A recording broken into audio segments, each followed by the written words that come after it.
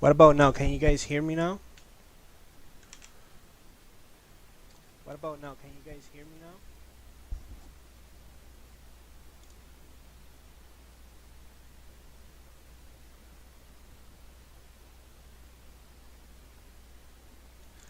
Okay, perfect. So welcome everyone. We're gonna go ahead and do this again. The Asian session, brought to you by Mack. Um, so yeah, I haven't done this in a minute, so kind of bear with me for a little. So what I'm gonna do is just take it easy for now. We're gonna go over GJ, gold, and any other pairs you guys want. For now, I think the Asian session is extremely good to set up a trade for pre-London or even London Open. And even if you want to hold until tomorrow, it's always a good time to set up a trade, right? So just waiting here for everyone to show up, or whoever wants to show up.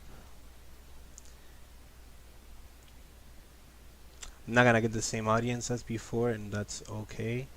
Um, but let's make the best out of it.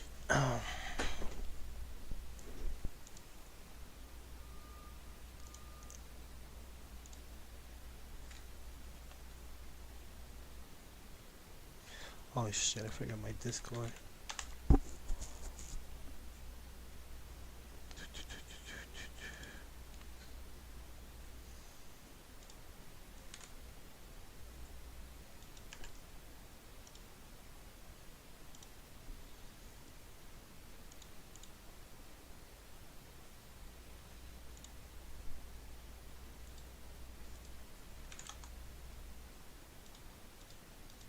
And if you guys want to go ahead and unmute yourselves, you can go ahead and do so. If you want to go ahead and chip in.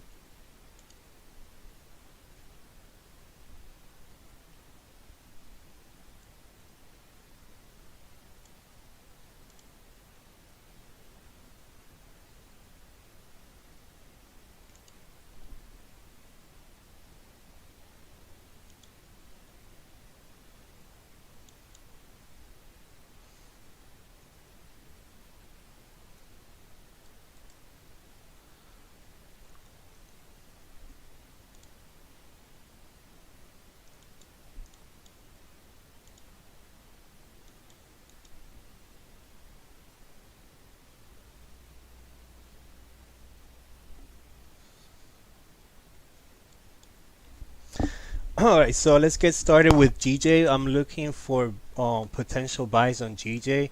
Unfortunately, I did miss this entry on the opening for London, but I can definitely see a retracement. Gonna be looking at it from this chart that I have here, which is this is a weekly demand zone right at the bottom. This big purple zone that I have drawn. Right before here, I can go ahead and see a retracement. Hopefully, right? If we keep rejecting this area, if not, then it's off to the races, as we say. But so far, I think it's moved like about 200 pips, so it's quite the movement. It sucks I did miss it. I've been trying to get this movement for the past week or so, right? But it is what it is. FOMO. I'm not gonna go ahead and get in the middle. For GJ, talking about the lower time frames, I can see that if we do break above this area here, I can see a continuation to the next zone, which will be 163.200 right here. And above this area we have 163.500, which is all this resistance we've created on the hourly as well as the 4-hour. You can see it better here. So we have this small range from 165 to 160, from 163.200 to 163.500. That's my main targets, as you can see. So how can we basically wait and see what's the best setup as a day trader or even scalper to go ahead and get the best out of this movement to the upside, right? Since we're seeing potential buys, and like I said, I did miss the entry right at the bottom here. It was very, very uh, hard to get, taking in consideration that we've been trying to set up a demand zone in the past, well, since August, right? Beginning of August. What I think right here should be established, and this could be the best zone right now for potential buys. So we have a range from current price to this bottom of 200 pips, as I mentioned before. And how can we go ahead and get a trade? Basically, we will wait for a rejection on this area, right? 162,500, and a continuation to the downside to get more liquidity, and then continue with the buys, right? Something about GJs that I love buying because it's so easy. So we can definitely see 161,500, which is this area that I have marked here, and then a continuation to the upside, breaking this current resistance at 163,500, between 163,500 and 163,200, right? So it's a lot of room for us to play.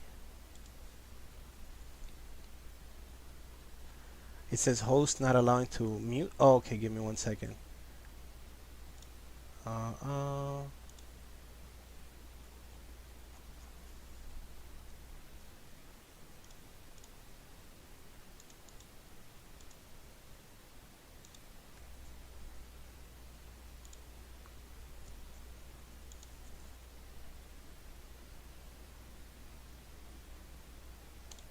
All right, you can go ahead and unmute yourselves.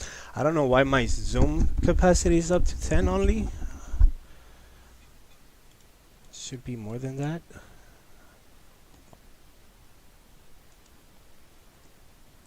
I should have prepared that a little better. That's okay, thank you. Welcome, Nadine. All right, so let's go ahead and just keep breaking down GJ. So what I'm gonna do is I'm gonna go ahead and bring a brand new chart, since this one's kind of all over the place, and probably I'm the only one that probably understand it. So what I'm gonna do is I'm gonna bring up a new one, and just it's different feed, still on the same thing. And I'm just gonna do a quick breakdown from the daily down to the hourly, and see how can we go ahead and catch this continuation to the upside. I mean, there's a lot of room for GJ to continue moving, and I love this area here on the daily because it's showing a lot of rejection, and we've already touched that area, 163,200, and up to 163,500, which is the zone that I want to get to, and I think we should definitely get to it. But of course, it will be a lot better just for us to get a better entry right in between this daily candle, right in the middle. If we get a nice pullback, so far I think that's the plan. And as a day trader scalper, I'm gonna go ahead and set up my alerts. So I'm just gonna show you guys how I do my breakdowns from the daily down to the hourly. Hey, Jivan's in the house. Jivan is in the house, my brother. So yeah, let's go ahead and just set up your quick support or demand zone on the daily. I typically, what I do is that I also look into the weekly, right, and I look for potential new targets right above 168, which is the current high on the weekly, which is up here, right?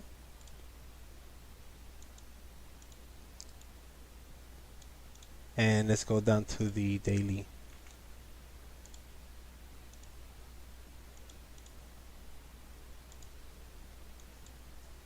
So yeah, 163,200 will be the target for any potential take profits. So we're gonna just go ahead and drop the TP1, whatever you guys want to call it, take profit, and just make it a little bigger here.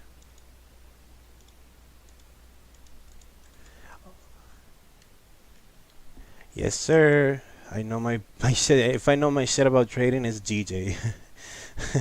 So yeah, it's simple, right? I've been trying to catch this move for, like I said, since beginning of August, and so far this bottom right here, this double bottom, whatever you guys want to call it, demand zone on the daily was perfect. I did miss it because it was past my trading time. I did set up alerts. They got popped, but I just couldn't, make it. I think it was like around 1 a.m. or 2 a.m. that it took off. So now on during the Asian session, we could go ahead and break it down from the weekly, which is our current top take profit, top G take profit right here. So this will be the final target, and we can set up zones for potential partials like this one here. It went off, so TP1 take partials. Let's call it take partials, right? And going down to the lower time frames, I'm going to go ahead and set up our current support on the hourly and resistance on the hourly, which will be here.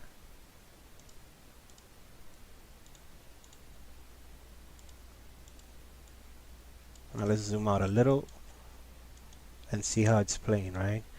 So yeah, 161,500 I think will be awesome if we could get a retracement down below here. If not, then we're gonna go ahead and just set up alerts based on each quarter point. So 161,800, 162 flat. Because the point here, since we missed the initial entry, which was like right here, if you want to see the change in momentum, you could go ahead and draw your little trend line. Based on that, you can see how we're creating higher highs and higher lows. Everything's on point, right? Damn, I'm so happy, bro. Like, this is the best. Seeing, hey Manny, oh Manny's in the house. Seeing that everything's like good. Like, I have like massive OCD, and when I see like the stream is twitching and I'm not getting 1080p resolution out of my computer, which is a fucking expensive ass computer for no reason, then I'm like, fuck, well, why am I doing this for, right? But, stable connection, I'm not gonna get disconnected like I used to. Other than that, it's just about you guys. So I'm gonna be answering questions from everyone, and as soon as I'm done doing the GJ breakdown, we're gonna go into gold, see what potential moves we can have over the night. Like I said, the Asian session is giving us a really good setup for most pairs that move throughout the London Open. Oh, we have Ted also in here. Everyone's a mod in here. Mod party. Thank you guys for showing up. A lot of support. It looks amazing. Damn, nice. What's up, family? Hey, what's up? Who's this? Gary. What's up, Jared? Gary, your New York brother. Garrett. Oh my. Oh, Gary. Wow. What's up, Gary? How you doing, brother? Good, good. Thank you for showing. So I had this trade, right? That was amazing. Seeing that 1800 rejection down to the bottom. I'm gonna go ahead and try to break it down as much as possible, going from the daily down to the 4 hour, and then the hourly to see how you could have cut this.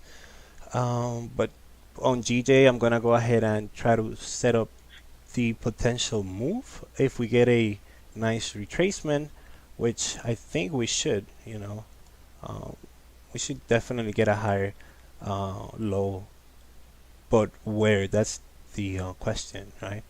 So most likely we have here. We also have here, and if not, we break below, and we just grab some liquidity from this zone, and then we continue moving upwards.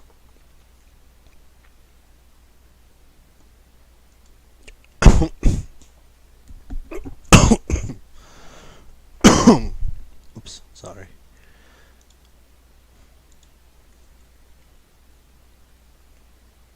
So looking to the left on the hourly, we can see that this area here can be a potential zone for a retracement down here as well. So just gonna keep drawing little ranges, right? And also down here, I think 161 500 will be very clutch to see some liquidity being grabbed and then continuing with the buys for the upside.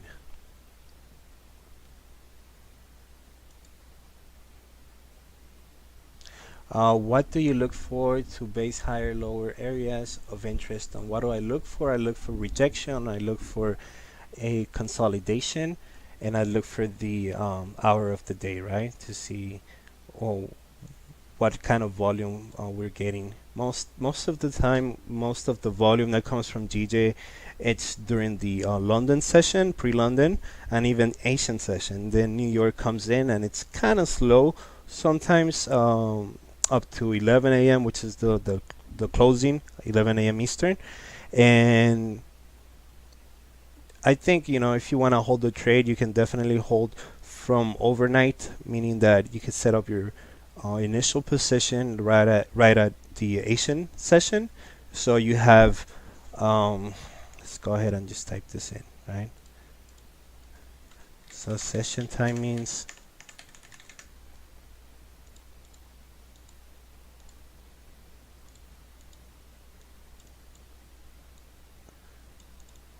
so you have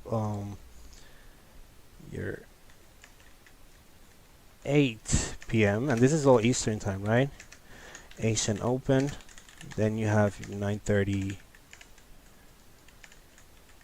p.m., which is the Shanghai Stock Exchange open, bringing volume to Asian pairs, and going to 3 a.m., which is your London open.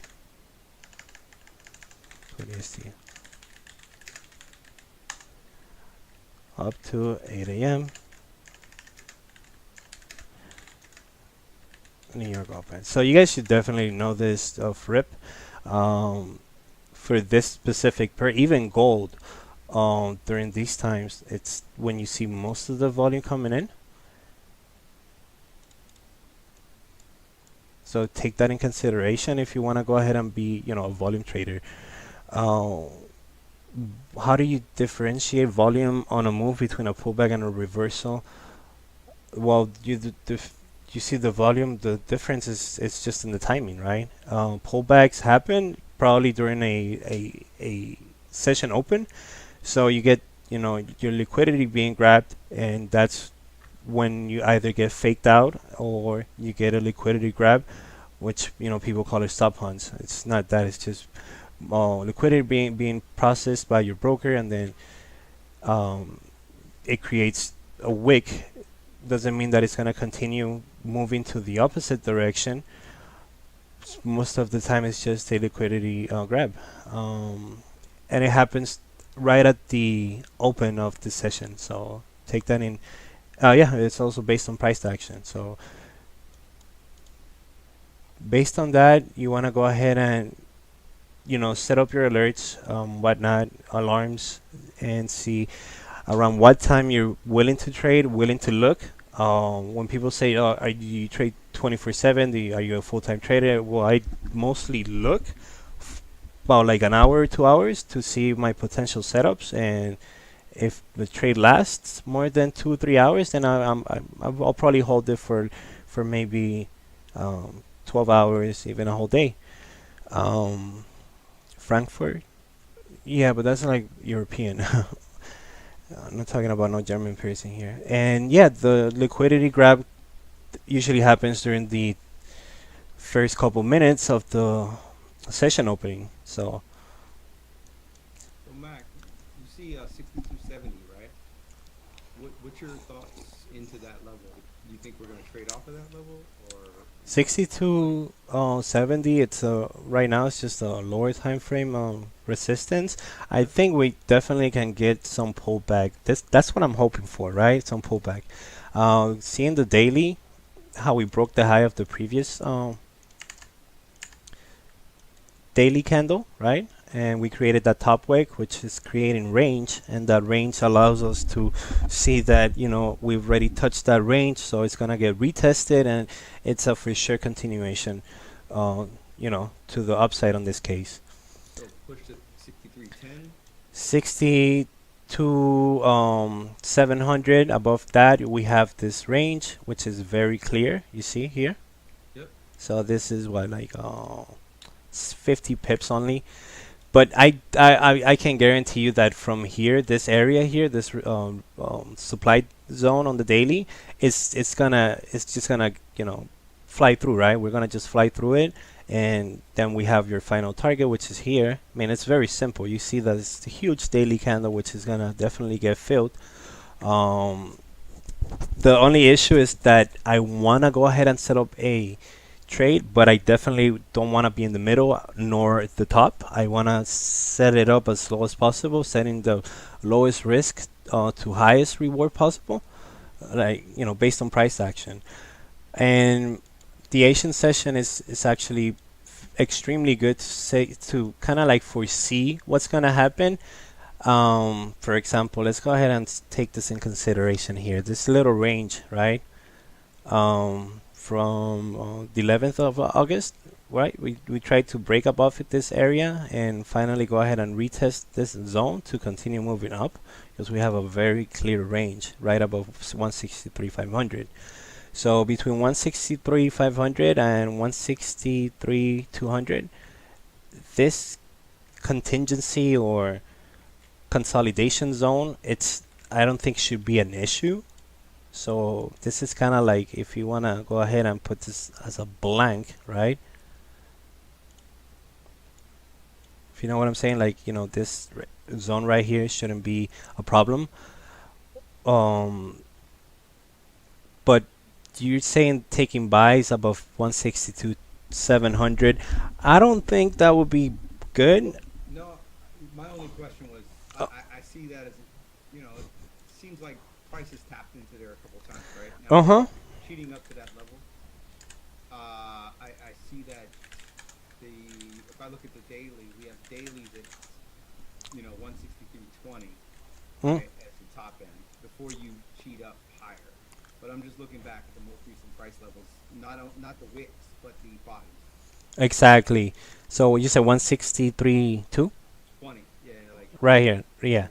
Yeah, I think this area here shouldn't be an issue, to be honest. This zone right here, you know, we should just break through it like butter, per se. But now that if I go down to the 15-minute, considering the fact that Asia has low volume, right?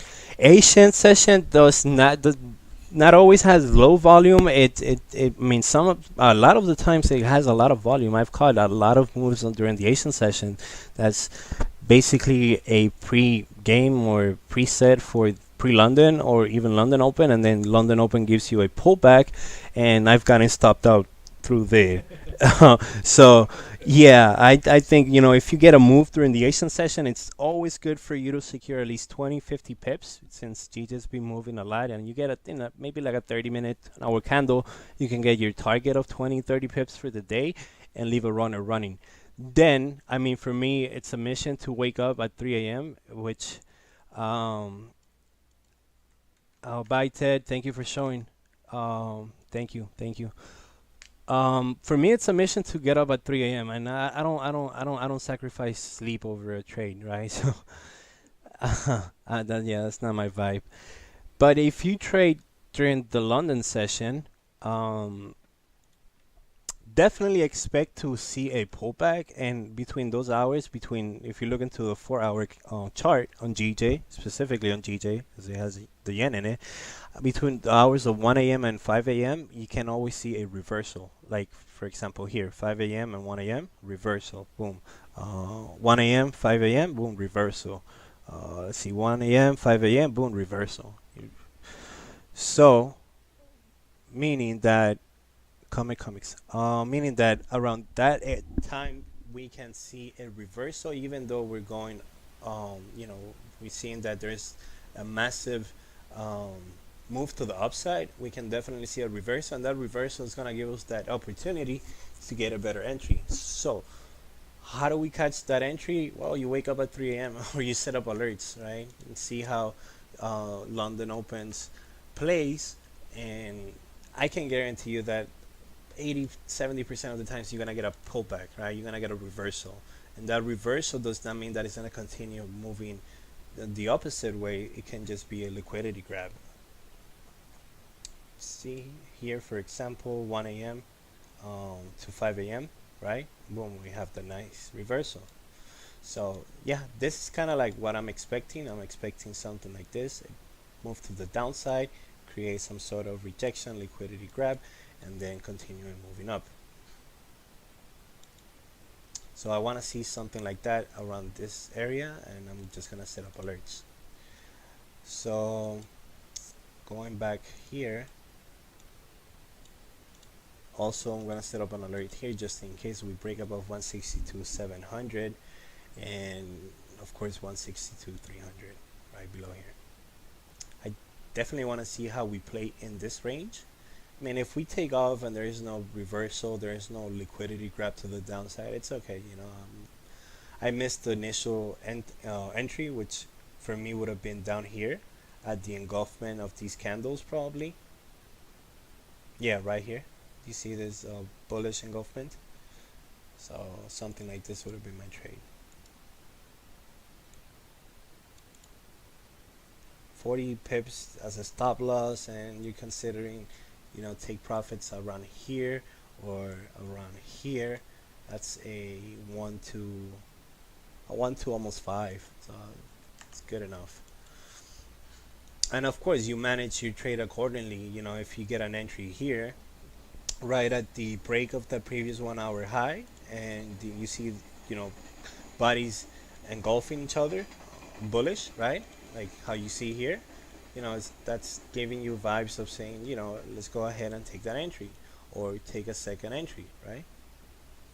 So yeah, I definitely missed that. Sucks. It is what it is. You consider, hey Mack. Hey Kerwin. How are you, my brother? Hey, how's everything? Good, brother, good. Will you consider, immediately after that break above that hourly candle high, your trade, or will you be This one going here? lower to, the one from the bottom, that kind of idea? Will you Mm-hmm. go down to lower time frames there to have a kind of I'll better go idea what is the main? the lowest, on the LTF, the high. I mean, the lowest I'll be on the 30, right? I don't like going into the 15 because GJ tends to have these little pullbacks on the lower time frames, and it kind of fucks with your head, right? So the 30 minutes I think is good enough. Seeing how it's moving, and you're going based off an hourly candle just to see that switch of momentum, right? Because we've been bearish since market open, right? Whoever caught these sales, awesome, but you can see that on the weekly, right? It's a mess. It's really messy. So you either expect a fill, right, of this previous wick down here, or a rejection, which is what happened, right? So now it's entirely onto like maybe fundamentals to see the strength on the pound compared to the strength on the yen. The yen is relatively weak, and we can see that based on your technical analysis, you can see how this zone right here broke, right, this area here, and we have this demand zone on the daily, the 4 hour, the hourly, creating a liquidity pool, right? So yeah, that's just giving you the heads up, saying that if we break above here, if you want a safer trade, then that will be your entry, and your stop loss should be somewhere below the zone, right? So somewhere around here. So Mac, would you say that you're in between position? You're not a position trader, but more of a swing-ish. Day trading. I just call it day trading. Yeah, but based on Yeah, based not a scalps, not looking only for 20 for. well, I just set up Well, it's one trade with three different positions because I don't like taking manual partials. So my first take profit is always gonna be between 15 to 20 up to 30 pips depending on the volume, right? And then the rest it's gonna be managed. I'm gonna leave my stop loss as it is, and if we get to that point that I'm breaking even, then I'm definitely gonna go ahead and close the trade because I'm not taking a loss. If the if my trade went up to what 30 40 pips in profit, there's no point for me to go ahead and manage the trade when it's in the negative, right? So, Matt, quick question, brother. When you're looking for your 30-minute entry, I believe you said that was your lowest time frame. Are Yeah, you more looking for candle close, or are you looking I'm for? looking for mostly engulfing. So I'm looking for an engulfment. Preferably, if I'm looking for a buy, I'm looking for an engulfment on the a bullish engulfment. So I'm looking for some sort of rejection, like for example here, you know, bearish, bullish, then bearish, and if we didn't break below, then what's gonna happen? Most likely we're gonna continue moving up because this bearish engulfment did not happen. So what's that telling me is that there is not that much volume for price to continue moving down, right? Yeah, yeah. What does that candle mean to you, Mac? Sorry, my everybody knows my damn. I can't draw on the screen. Which one? You drew you drew a The yellow second line. green candle right there, brother. That What does one that mean to you? with no When bottom you wick. get confirmation of that support, of the support. So, for Well, instance, this like right right here, here, yeah, you get it right there. based on the time, What do I you? would I would not take that because it's the 30-minute and it looks kind of messy because this right here did not close. Let me zoom in. You see how it's like very choppy to the left, Yep. right? And then this one is closing. There is a range to the upside, even though it's it's a 30-minute candle. But then you have on the hourly, right? You wait for this closure. That's a lot better because you have, a break above this previous bearish candle with a nice wick to the downside, meaning that there is a good rejection, and we're basically approaching the London session. So this right here, I'll consider it as a liquidity pool. Talking to you as a technical trader. Fundamentally speaking, if you look for volume or news or whatnot, then you will go based off that. But this right here, Yep. is breaking above. We're coming from a bearish um, trend, right? Yep. And definitely you see a demand zone being created, which is that liquidity pool that I'm talking about, because then you go onto the higher time frames and you can see that this is just a wick to the downside, right? Got it. So how would I know that this is gonna switch momentum? Then basically, you go ahead and take your trade, you set up your stop loss, you set up an alert. So this is how I will manage the trade if I had taken it, right? So let me go ahead and just delete this. This is what 11, 20. That's 10. That's 10 p.m. Yeah, So 12, break to the upside is happening at 11. 11. Right. So around that time, a lot of the volume is completely gone. So you're gonna have some sort of consolidation. So it's really hard to figure that this is a breakout and this is a change of trends, right? But if you're uh, day trader and you have an alert based on that, and you know that this is approaching a weekly demand zone, and we're rejecting it with this nice little 1 hour wick to the downside, and creating a a base, a support right here, right? So how would I do? How would I take that trade? I will just wait for the break of this, right? Seeing now it's breaking the high of the previous one, even the wick, and I will set up my stop loss right below this candle, right? Even though it's a 46 pip stop loss, I have the chance to see GJ continuing up, and then I go into the higher time frame, seeing onto the daily or the 4 hour. All right. Yeah. So, Mac, you would sit through that push up, right? Come back to your Mm. entry, right? Uh-huh. And then not touch your stop loss, expecting that it was going to target the previous 4-hour highs. Am I? Exactly. Right, exactly. So the moment that I see that we're continuing up, and it's basically a no drawdown trade, so that would be, it would have been amazing. Unfortunately, I didn't get it, but seeing that this is breaking highs, is creating liquidity for price to continue moving up, hopefully, right? So we go into the 4 hour, and then we start targeting zones. Like for example, this one right here will be like the first one, right above here. We can see that this clean range on the 4 hour will continue up to this other range, which will be here, and so on, right? And so on and so on and so on. Boom, boom, boom. So yeah, basically that's what I look for. I try to keep it as simple as possible. It sucks that it happened during a time that I was not there, that I wasn't looking at it. I mean, I got the alert, but I was dead asleep. How can we go ahead and see and basically take advantage of this since we're moving up? Well, market moves in waves. You see that we can go ahead and mark this as a higher high, right? And this will be your higher low. So what am I expecting next? A higher low somewhere around here, right? And continuing up, right?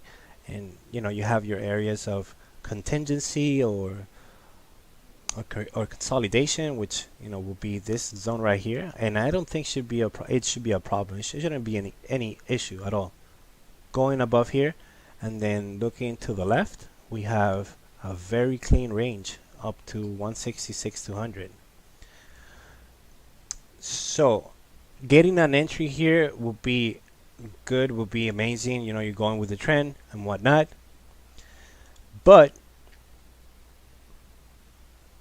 why not wait, right? Why not wait and see if we could get a better entry, and then we go into the lower time frames to see your little pullbacks on the 15 or the 30 minute and so on, and then see some sort of rejection to the downside, and then you set up your trade, right?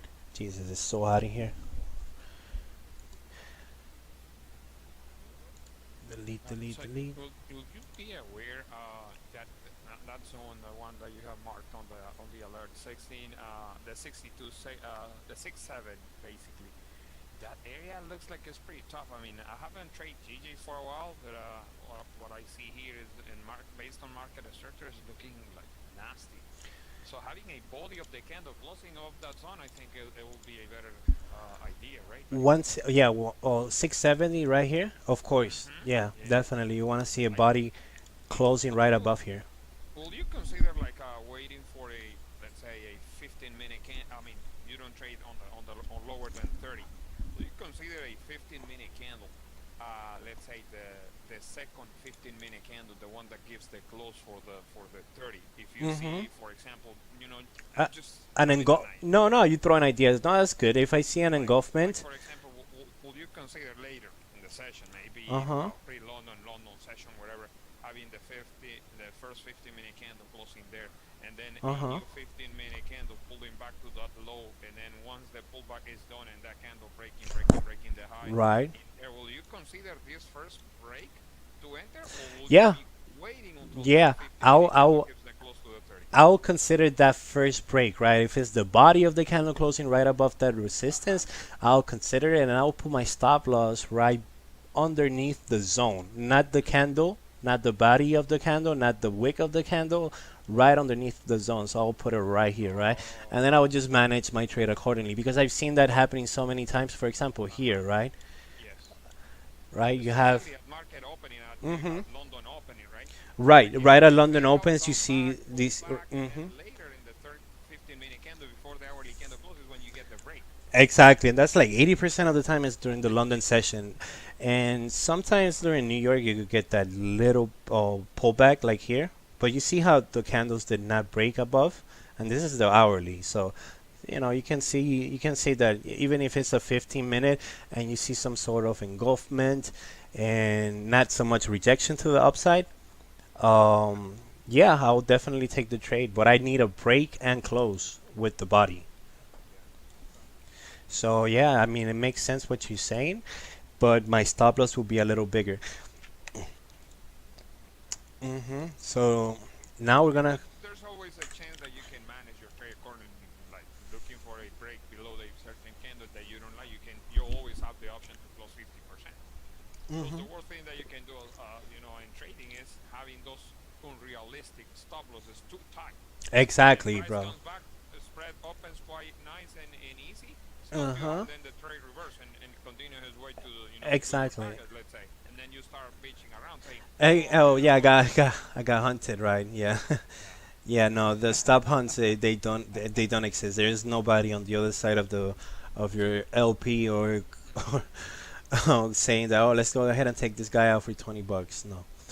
Um. what I like to see in my broker is when the spread is opening, the ticker is opening quite aggressive. Price is not moving, but the bid and ask is, the bid is one thing, and the ask is another one, and it's just flickering heavily. Uh And huh. at that point, I know that something good is about to happen. Exactly that flickering, Term, right? The term flick of I the actually like wrist. when they cross the spread. Yeah, Right, when your spread is getting bigger, something's about to happen. So always yeah. take that in consideration. Yes, yesterday. I would say yesterday. Yeah, not this morning. The previous morning we saw it happening. Price went to the downside to retest the daily low. The spread opened it quite nice and aggressive. And Mm-hmm. I told the guys, man, this is good.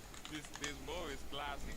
It's Mm-hmm. retesting the daily low, and the spread is moving way outside the daily low. A little bit more than the daily low, but in reality, the candle, the body of the candle, the wick of the candle is never moving outside the daily low.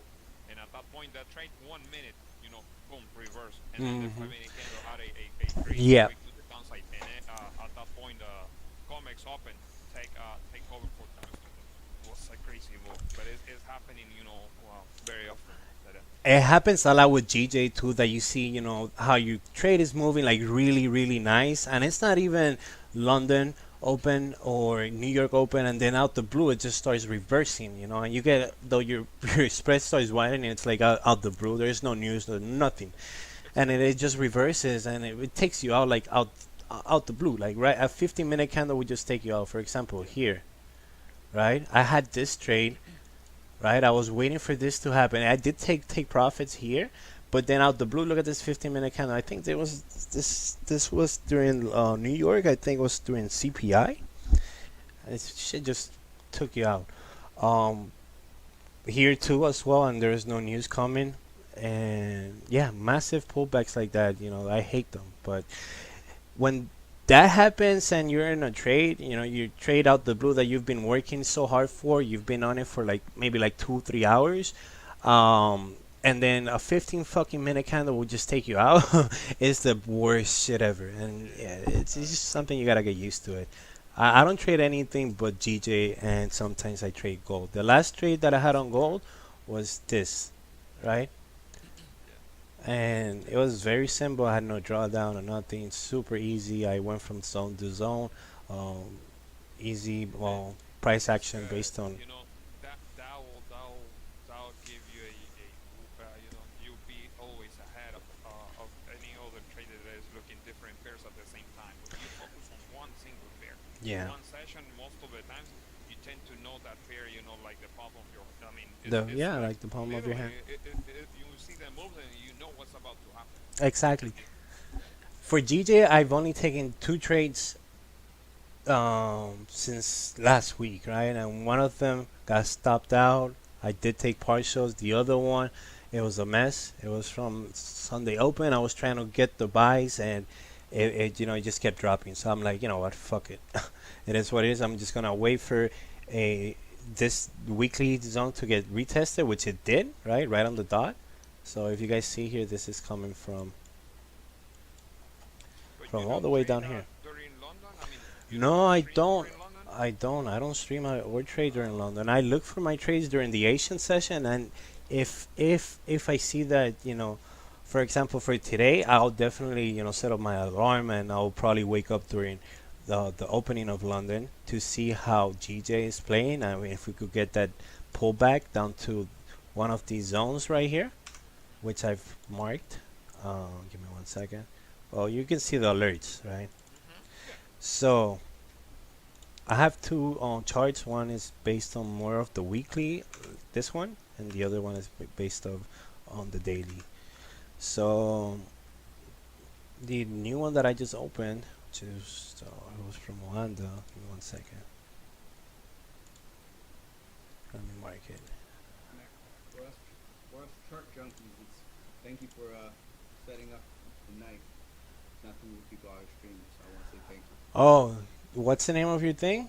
Chart junkies? Chart junkies. Oh, you No, chart junkies. chart junkies. Oh yeah, man. I'm gonna definitely try to do this as much as possible, and I think it's streaming pretty good. I don't know if the quality is 1080p, but it is what it is. And little by little, I will just start building up my audience. I just gotta take off my shirt, do some strip tease and whatnot. But now, I'm joking. I'm not gonna take off my shirt.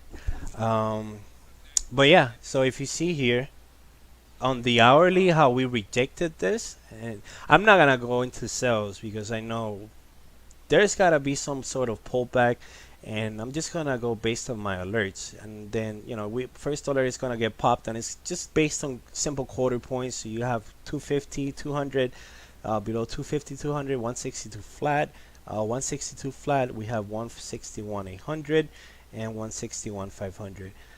I mean, if we get a pullback down to here, it will be amazing, right? We're headed to 25. We'll test 25. Now we might dip under first. Now that you're talking about quarter points, round numbers, Mm-hmm. and key levels, how did you mark your key levels? Do you have a specific key level based on price points or based on rejections? Well, On 4 ba- hours base and lower time frames. based on rejection, if you go into the if you go into the 4 hour, even the weekly, right, and you see where GJ tends to settle, right, it's always gonna be a quarter point. For example, here you have 163 500. Down here, you can see that it's 160 800. Between 160 800, down below here, you have this area that popped, right, at 200. It clicks in, right? I mean, This is the chart like that I I said, just drew. this is I haven't traded JJ for a while. I know, yeah, you only In trade how many gold. years? Now, back in the days, back in the years when I was trading yields, using 15 minutes and marking the key levels, the one that you have, Uh huh. the whole numbers and It's no, every quarter quarter. points, not Right. really. Quarter points, I didn't use quarter points other than to cash out some of the positions or Right. have an idea where are we heading to. Right. If it's heading to the next half point. Mm-hmm. Now, when I was trading based on key levels, right, I was using 15-minute candles. And the moment I have a 15-minute candle that is closing above a certain key level, I'll wait. In most cases, I'll wait for a little tiny pullback there. They can retest the key level and start buying or selling You, from the you key level. you're talking about GJ, right? Yes, I'm talking about GJ. When you pull up the 15 minutes, I don't know. How long ago was that? Because when GJ on the 15 minute, it's not really much. Market behavior change. I know Yeah. market behavior change. And at this point, I don't know if business. Like nowadays, a 15-minute candle on GJ is non-relevant. Like it doesn't. Okay, It's look, non-relevant. this is, yeah. No, there is the same thing. Look, squeeze the chart a little bit more to the upside. Mark the 61. Mark the 61, the 61 flat. 61 flat is down here. Yeah. Mark the 61 flat. Okay, it's marked with an alert. Yeah. Pull up the 15 minutes there. And look if a 15-minute candle body close above that key level, and then you wait for the pullback. Yeah. And that pullback should not exceed 5 pips below the key level. In that case, we're talking about 950. Yeah. So we have. Yeah, I know what you're talking about. You have your break and you have your retest down here. Usually, I mean, this is, like I said, I haven't traded DJ for a while. This one right here is your breakout candle. That candle is the one that is closing above the key level. What you wait with a new candle? The pullback to the key level, and you can easily have a stop loss, 7 pips below the key level. Let's say 160.993, somewhere there. right? Why? Because price will come back to the key level, start finding some sort of support from there, and moving to the next key level. It goes to the next half point. Mark the 50, the 61,500. Right here. 161,500. No, it's Well, higher. 161,500 is right here. Yeah, I have it here. 161,500. Yeah, this area here. All right. Now switch the chart and start looking inside that chart right there after that 50-minute candle close inside that key level. Yeah, so there's a quick, just a quick idea there. Yeah, no, and that's the same thing that I do, but I do it on the higher time frames. Yeah. Just So who's the candle that is giving you that closing above the key level, above the 500 there? Is this baby right there on the 50 minutes. What do you need? A pullback that cannot exceed, let's say, 5 pips. below that key level, 160, 161, 450. You can easily wait for the pullback there, but using that's the reasoning behind that is that I can easily avoid the fact of having a crazy stop loss here with this breakout candle. And I can easily use, if I have to be clever, if I want to be smart and reduce my risk so I can get a better reward, I'll be using obviously 5 pips below the key level. Price cannot exceed if the continuation is valid, if momentum is there, if we have market structure and price action that is respecting price action, right, and market structure, then price can come back to the key level, in that case 160, 161.500, and can break below that area, but having a candle body closing above the key level makes the trade still valid to hold that position. And for me, like I said, Mark, that was back in the days. yeah. And it goes from there. 62, the next target 62. Breaking above the 62, you use the continuation. If you're holding position, this is a good way to add more position. Not that you're gonna be using the same lot size from before, right? From the first position. If you already cash out the first position, is running, let's say, 0.50 or percent on the last position. The first position should be 1%, then the next one 0.50, then the second position can be a little bit smaller, and adding adding positions, but using the runner that you have as volume. Exactly. So yeah, if, let's say you have a trade, you set it up, you have your take profits, your stop loss, say a one lot right below here. It makes your trade, of course, a lot more bearable because you're trading based off the 15-minute. But for me, it doesn't work like that anymore because Okay. I Okay. don't. I mean, I love it. I see the break, the retest, and whatnot. I see it all, but I rather, just wait. Let me close this. Just wait and see. Oops, and see on the hourly, right? Because it's taking that stress out of my head, and and knowing that there's a change in momentum, and why not get an entry based on impulse, right? Somewhere like this, for example, and you have your stop loss right below here, because at the end of the day you have the same thing. You have a break right here below above this area, and your retest right below here, right? Yeah. Candle close with no wick to the downside, meaning that there is no range for price to continue moving down. And then you have your hourly breaking the high of the previous one, which is that wick above here, and continuing breaking that resistance. And of course you have this as a liquidity pool, which is it's giving you that second confluence for price to continue moving up, right? And you look into GJ, you look into the higher time frames, and it's been bullish since Corona. That's what almost going for 3 years already. That's what I like about GJ, right? It's buying GJ. It's the easiest shit you could ever do. You just buy. It's my approach. I mean, I don't know. This is the thing for me on gold. For me, Yeah. buying gold is easier, right? Uh-huh. Than selling gold. I don't have those crazy that crazy confidence selling gold, but buying gold. Buying gold, yeah. It's amazing. It's amazing. It's really amazing.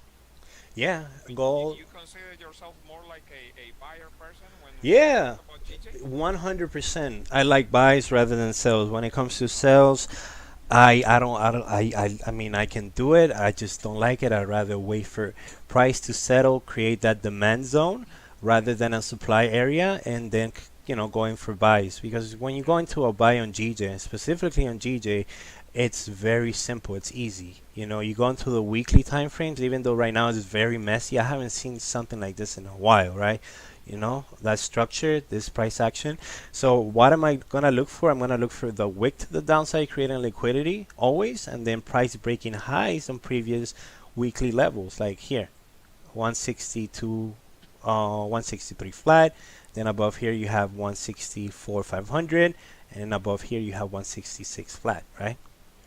And so on. Then what's the next target? You just look to the left and see where the double tops or zones of supply are created. In this case we have 172. Well, that's a little high. We go down here, 166 800, and so on. 169 500, and even 172 500. Why not, right? So above here you have another zone. But if you see historically, GJ hasn't had this much consolidation on the weekly, which is, look at this is disgusting. It's back in the days into the 45, 47 zone, I think it was a massive range. But that was like 2 years ago. I think it was. yeah, it's an intense range on the weekly, and it's kind of hard to get a good entry and swing it, right? But I mean, you have to have a higher stop loss. You gotta kind of have to manage your trade accordingly. But if you play the ranges on GJ, I think you could definitely make good money. For example, down here you have 149, right? Which was that zone that held for a while. Let's go down here, 149, right? So you see the range is not as bad as this one, but it's still a range, right? It's going from here, 156 to 149 flat. You have rejection, rejection, rejection, rejection, and then boom, price breaking above. So yeah, that's basically what I'm expecting. Price to continue moving up and finally retesting these highs. So now let's go on to gold, because I know that's your favorite pair. No, but it's okay, man. No. There's nothing for me to see on GJ right now. I mean, I already. Even worse on gold. Gold has been acting in a crazy. Yeah, I saw. Crazy range, a small little tiny range in there. I saw. Let me go 1 second. Let me change, because this is really hot in here. Okay.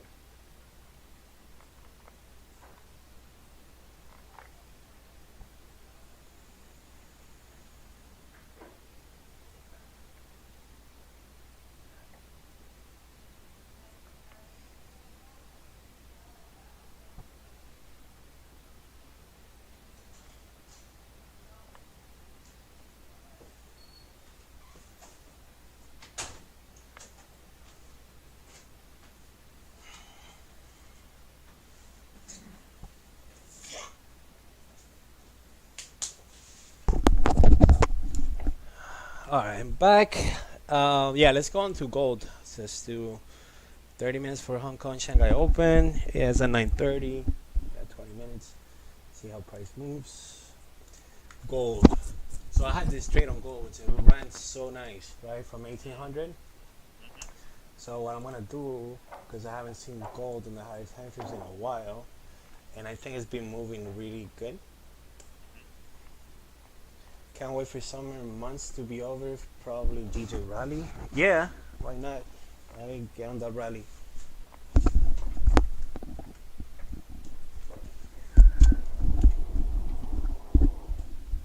Somebody needs to mute themselves.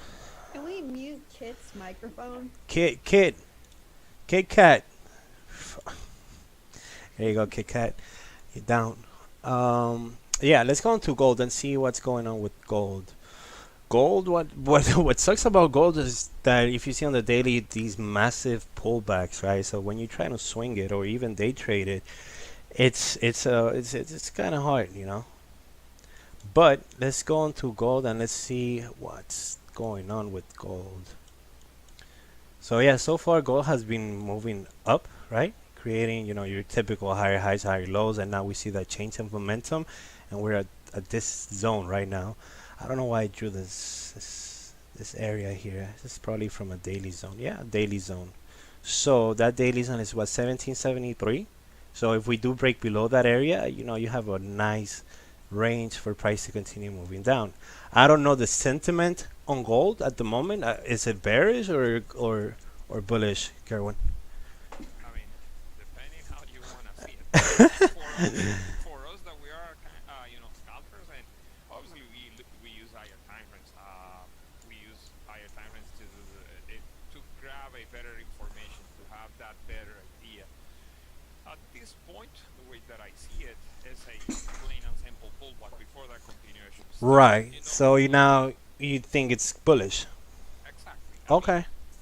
it's intraday, you know, weekly now. It's having a hard time breaking that previous weekly low. So that's the only reason, and it's trading at a specific area of range from the left hand side. So it's taking way too long for that break to the downside. You know. Oh look, Uh, look at this chart.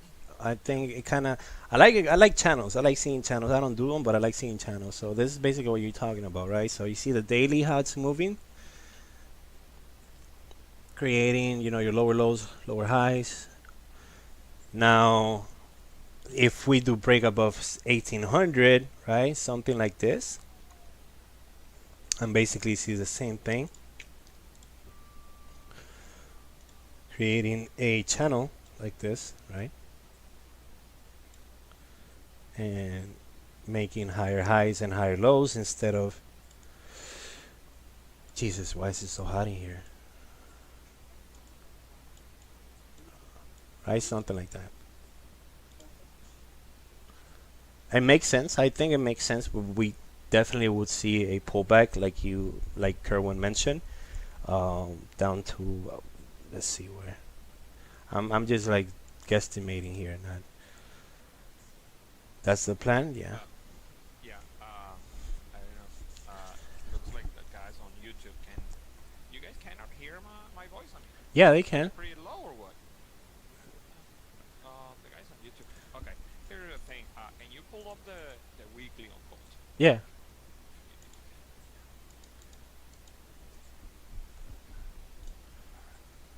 I can't hear you. I don't know about YouTube, but if they can't hear me, why couldn't they hear you? I always have like volume problems. This is the weekly on. Yeah, it's always the same shit. The weekly on gold. So, what do you want to see? Yeah. So if you can see here, I mean, thing is, I don't see it so clearly here on your just YouTube, and your volume is low on it. Okay, maybe that's why. Maybe the volume from participants is low. Oh, okay, I gotta change that. If not, can I? Okay, can I share my screen really quick? Yeah, I'm gonna give you a Okay. host, and No, then no, just give just allow multiple participants to share a screen. Don't make me a host because here you go. okay, cool. No, I was trying to make you host so they can hear, but I don't know why the volume. It's Okay. probably my headsets. Can you guys hear see my screen now? Not yet. Not yet. I think you should. Oh, okay, yeah, because you're the host. I So gotta make you host. did you stop sharing or not? Go ahead. I think you will need to stop sharing. Alright, let me For stop share then. Go. There you go. So let me bring this up to the streaming. okay. There you go. Alright. All right, cool. So, start clearing these things right here, so we can start from scratch. Weekly, right? I mean, weekly, it's pretty clear that previous areas of rejections were in this specific area. Let me know if I'm going too fast in this. No, you're breaking down what a chart, brand new chart, right? From Yeah. all right, it's blank. All All right, so you guys, give me 1 second. Let me go ahead and just make sure that this is going on. Zoom is slow on YouTube side. So just give me a second. I'm trying to figure this out because I think the settings have to be changed on I think the screen is okay on. no, it's the volume. They just can't hear you for some reason. Okay. Let me see. No, but they Scream. Scream. Ah! No, that's the thing. I can talk a little bit louder. The problem is that you're gonna be, your ears are gonna be breaking pretty soon. No. So here's the thing. Okay, let me. I'm gonna increase my volume here. So here's the thing. Previous areas of rejection. Where did we have previous areas of rejections? These areas right here were the previous areas of liquidity. Now, what happened not long ago? This weekly candle, really quick, giving you the specific support. Same thing that happened here. Beautiful support being established, and the way that I trade is when I have at least for the weeklies. There you go. And Now for they the, can't hear you. So, my bad. Sorry for interrupting. okay, no, it's okay. So for the monthlies and for the weeklies, when I'm planning long term on gold, I'm planning with confirmations at least for using two candles. Let's say in the same direction. Like for example, this is my support. Why this is my, why do I need to trust these candles my support? Because these were previous areas of liquidity. Same thing, and prices is repetition in the market. This candle here did exactly what this candle did. The next candle breaking the high, giving me the confirmation that support has been established. And from this specific candle here, I'm not allowed to look for sells long term, only buys long term, buys. Something that I always look for is where the previous areas of rejections were before, like the structure in the market. Market had a really hard time breaking that 45 in here, 45 in here. That 45 gave that beautiful rally for those moves to happen. Then price came back, grabbed more liquidity, and started kind of ranging. In this area here, pay attention to this level, because this is one of the most important, not a strong contention area, not a strong key level, but it's market doesn't like this 30. Price on the dailies, remember this was the flash crash. This was on August 8, if I'm not wrong. Heavy rejection on the dailies here, from the dailies, and flash crash happened. A heavy one. We had a NFP that day, Sunday afternoon, market opening, flash crash happened, grabbing liquidity. From there, prices started to move away from those lows again. So look what happened here. At this specific area, that you are trading at previous areas of rejection. So the pan is getting really hot. You don't need to sell this and these things right here, because you know that at any given point, those rejections will happen again. You're not selling in half of the range. You're not selling on a free fall area. No. You're trading. You are trying to sell areas of previous rejection. So be smart enough and know that at any given point, you're going to get those specific rejections. When you have this weekly candle, right? When you have this weekly candle creating that support and the next candle closing inside this area right here, the pullbacks can be done to this specific area. When you pull up the 4-hour candles here, right? This 44 area and 45 area was a massive zone of rejection. This area right here as well, a massive, strong area of rejection. Price started, getting crazy moves, heavy manipulation in price. This beautiful candle to the upside here, heavy one. And all of a sudden, that volume dying, going back and again, giving you that continuation to the downside. Who was a candle here that gave you finally a break above that area on the 4-hour candles here? This beautiful candle here. Since then, all you need is to trade based on this candle. Where is the nearest structure? You have a structure here. Obviously, you're gonna get pullbacks depending the session. Depending the session. And in most cases, the one that tends to give you the pullbacks is a London session. When we are in a certain move in one direction, London candle is the one that tends to give you those pullbacks. Yes, sir. The easiest And this is the way that I've been trading for a long time gold, you know, for the ones who are listening on YouTube now. The easiest way for me to trade is using the higher time frames. And if London candle is giving me rejection, is giving me confirmation of resistance, then I will try to counter trend gold. Other than that, all I need is continuation, continuation, continuation. And at this point on the weekly candle here, all I see is this weekly candle pulling back to retest this previous low on that candle. Do we have rejection from this area right here, from this area? Yes, we do have plenty of rejection. This is Wex City. All this area here, this is a massive zone. All this area from this area toward this area here, you know, to the 60 basically.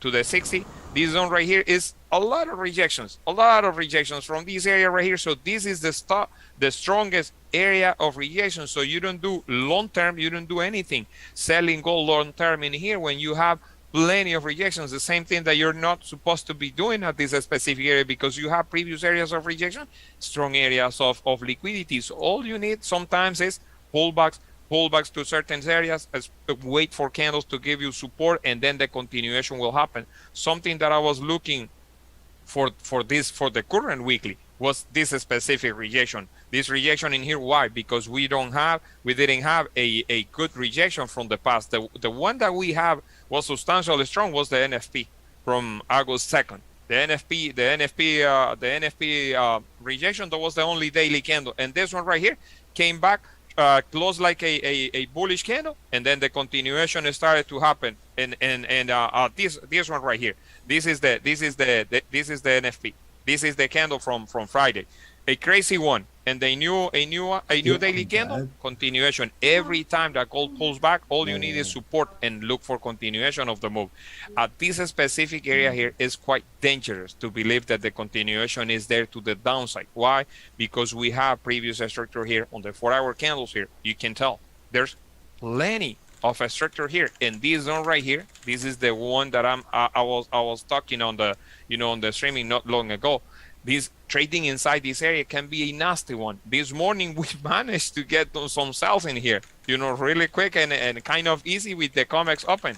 Was quite easy, but price going back to this area, and the last 2 minutes for the ones who are scalpers or trading on gold, look for the always pay attention what happened on the last 2 minutes before the 5-minute candle close, because in most cases the last 2 minutes or on the 5-minute candles there is the most dangerous. You can tell in this candle here, this candle here, this candle at some point was looking beautiful. This was the COMEX, the famous COMEX open. Everybody's talking about COMEX open. Yeah, it's been pre COMEX open resistance. Where did you have a resistance? Oh, first of all, the 4-hour candle coming from London is bearish. So all you need is looking for that continuation of this candle. So what do you need? Pullback, fake out from the upside to look for continuation, because looking for buys sometimes can be really hard. Counter trending the London volume, and this 4-hour candle here is the London volume.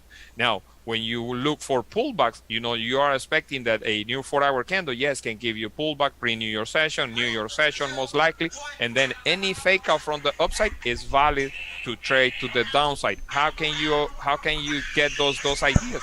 Well, this is the New York volume. This is market opening right here. Boom, boom, boom. You have previous resistance here. What do you need if this is a valid candle?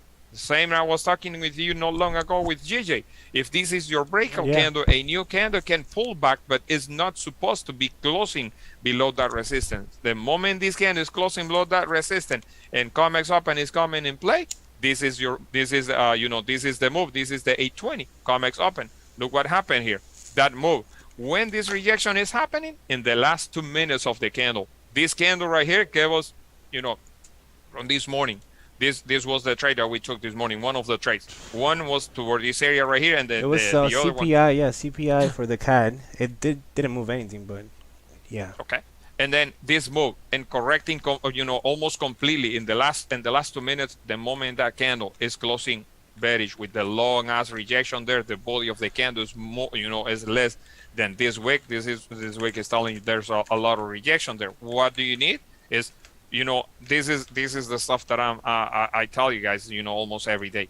secure when there's only 2 more minutes before that 5-minute candle closes, when the most dangerous move will happen, like a form of rejection happened in the last 2 minutes before the 5-minute candle close. And what happened there? A crazy rejection. Price later on came back to retest that area and rejected heavily here. This candle right here, this is the candle that is giving the 4-hour candle the closing. Look what happened here. A crazy rejection at market opening. When you have, and this is always, it's almost every day. When you have this specific candle here, this is your 4-hour candle closing. The worst thing that you can do as a trader here is holding that position completely when there's plenty of rejections on 4 hours. So going to that area right there, how can you trade that the next move? Impulsive at the break of that 4-hour candle low. But if price is not leaving that 4-hour candle low, you don't do anything holding a certain position, because that pullback, not all the time, but at least you're gonna have a pullback, so that 4-hour candle can create this upper wick before the continuation. And the safest there is securing position, securing profits, wait for the breakout candle to happen, and then look for that continuation there. This morning was a crazy one, but we managed to survive in that crazy range. And this range, when you pull up the 30-minute candles here, this area, this is Mad City there. This is crazy. It's like you called it Wick City before. Yeah. This area right here, this is madness. You don't need to hold positions long term in these specific areas, because it can give you a really, really hard time in there. So, as a form of where are we heading in the market, in my opinion, for me, right, I still believe that buys make sense. I am looking for form of correction. I'm reluctant because I want to see a pullback, right? I know I see the change of structure clearly. But I definitely want to see a bigger pullback and price continuing up, because I'm starting to trade gold a little more. I just don't like, seeing things like this, right? Or like this, right?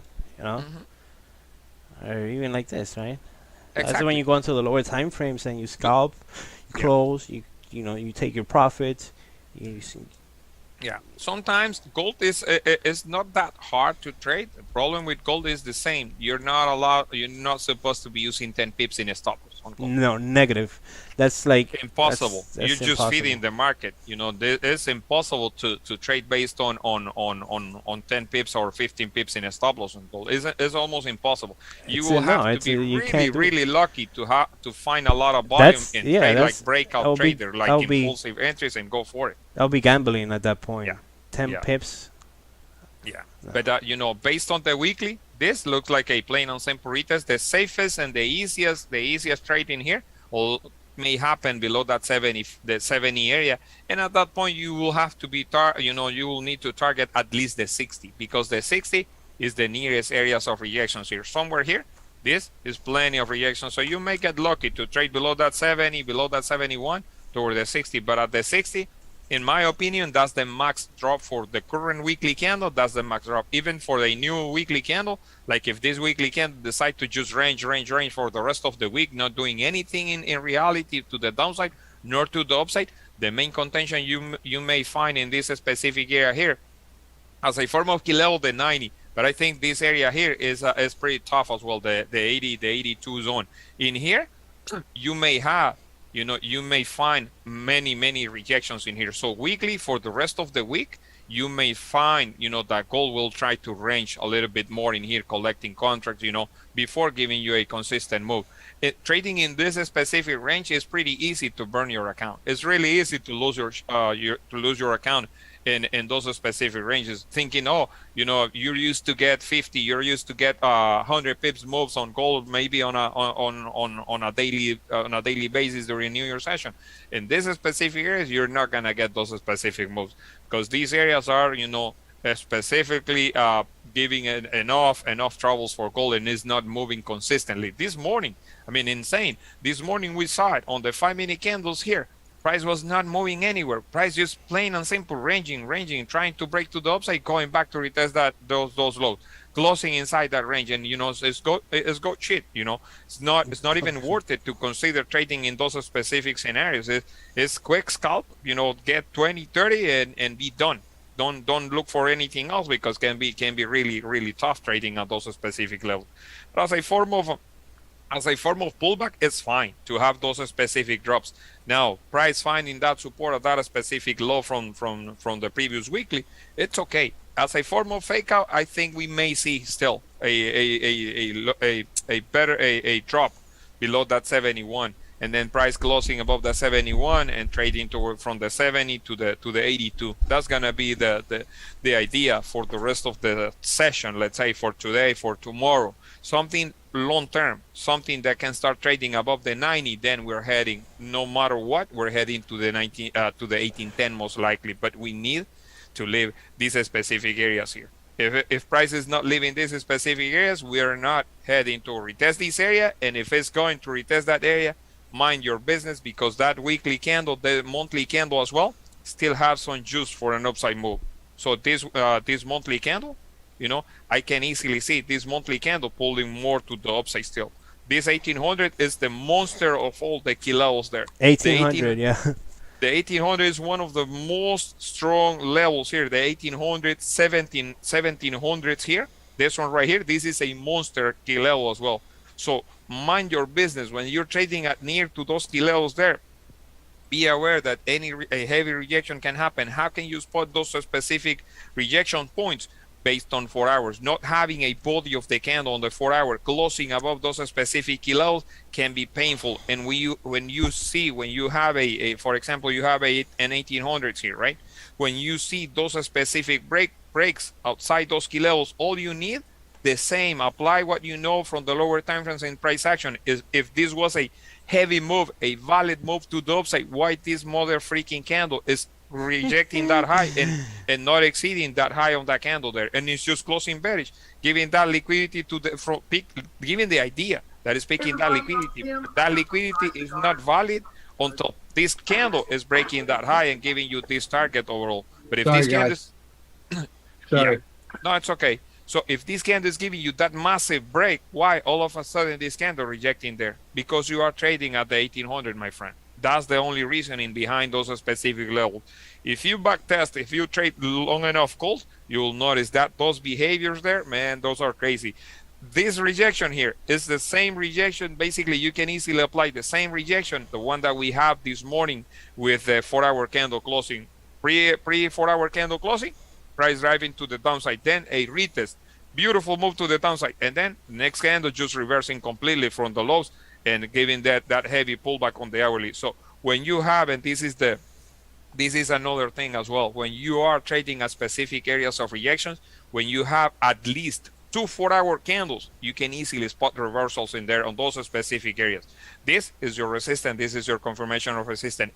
If the confirmation of resistance is valid, the next candle is allowed to pretest that high, but not break this high right here. In the lower time frames, it's pretty easy to see those moves.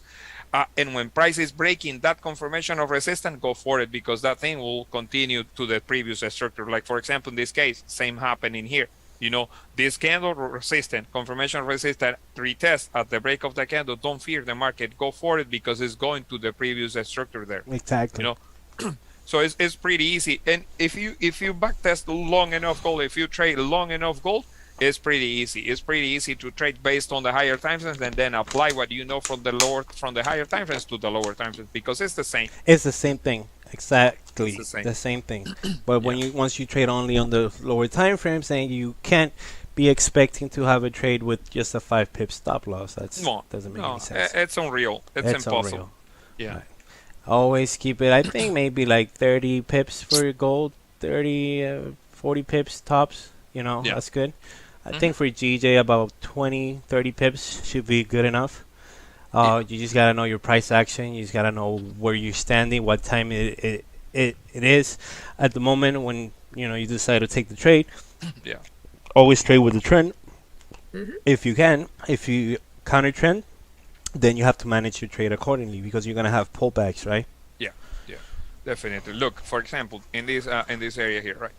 This is your range. This is the bottom of the range, this area here, right? So if price is rejecting that area, is giving you that fake out, this candle right here in the 50 minutes, and during New York session, I trade 5 minutes, but during London session or Asian session, I only trade, most of the times I trade using 15 minutes. If this 15-minute candle is a valid rejection, this candle in the next 7 minutes will need to close the way it is.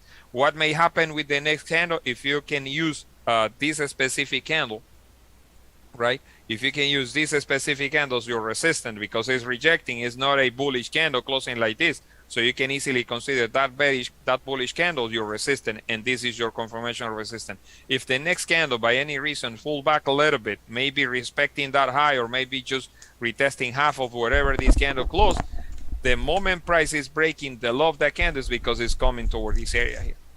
It's pretty easy. Now, if we have enough volume, mind your business, because this is coming, is creating little by little, lower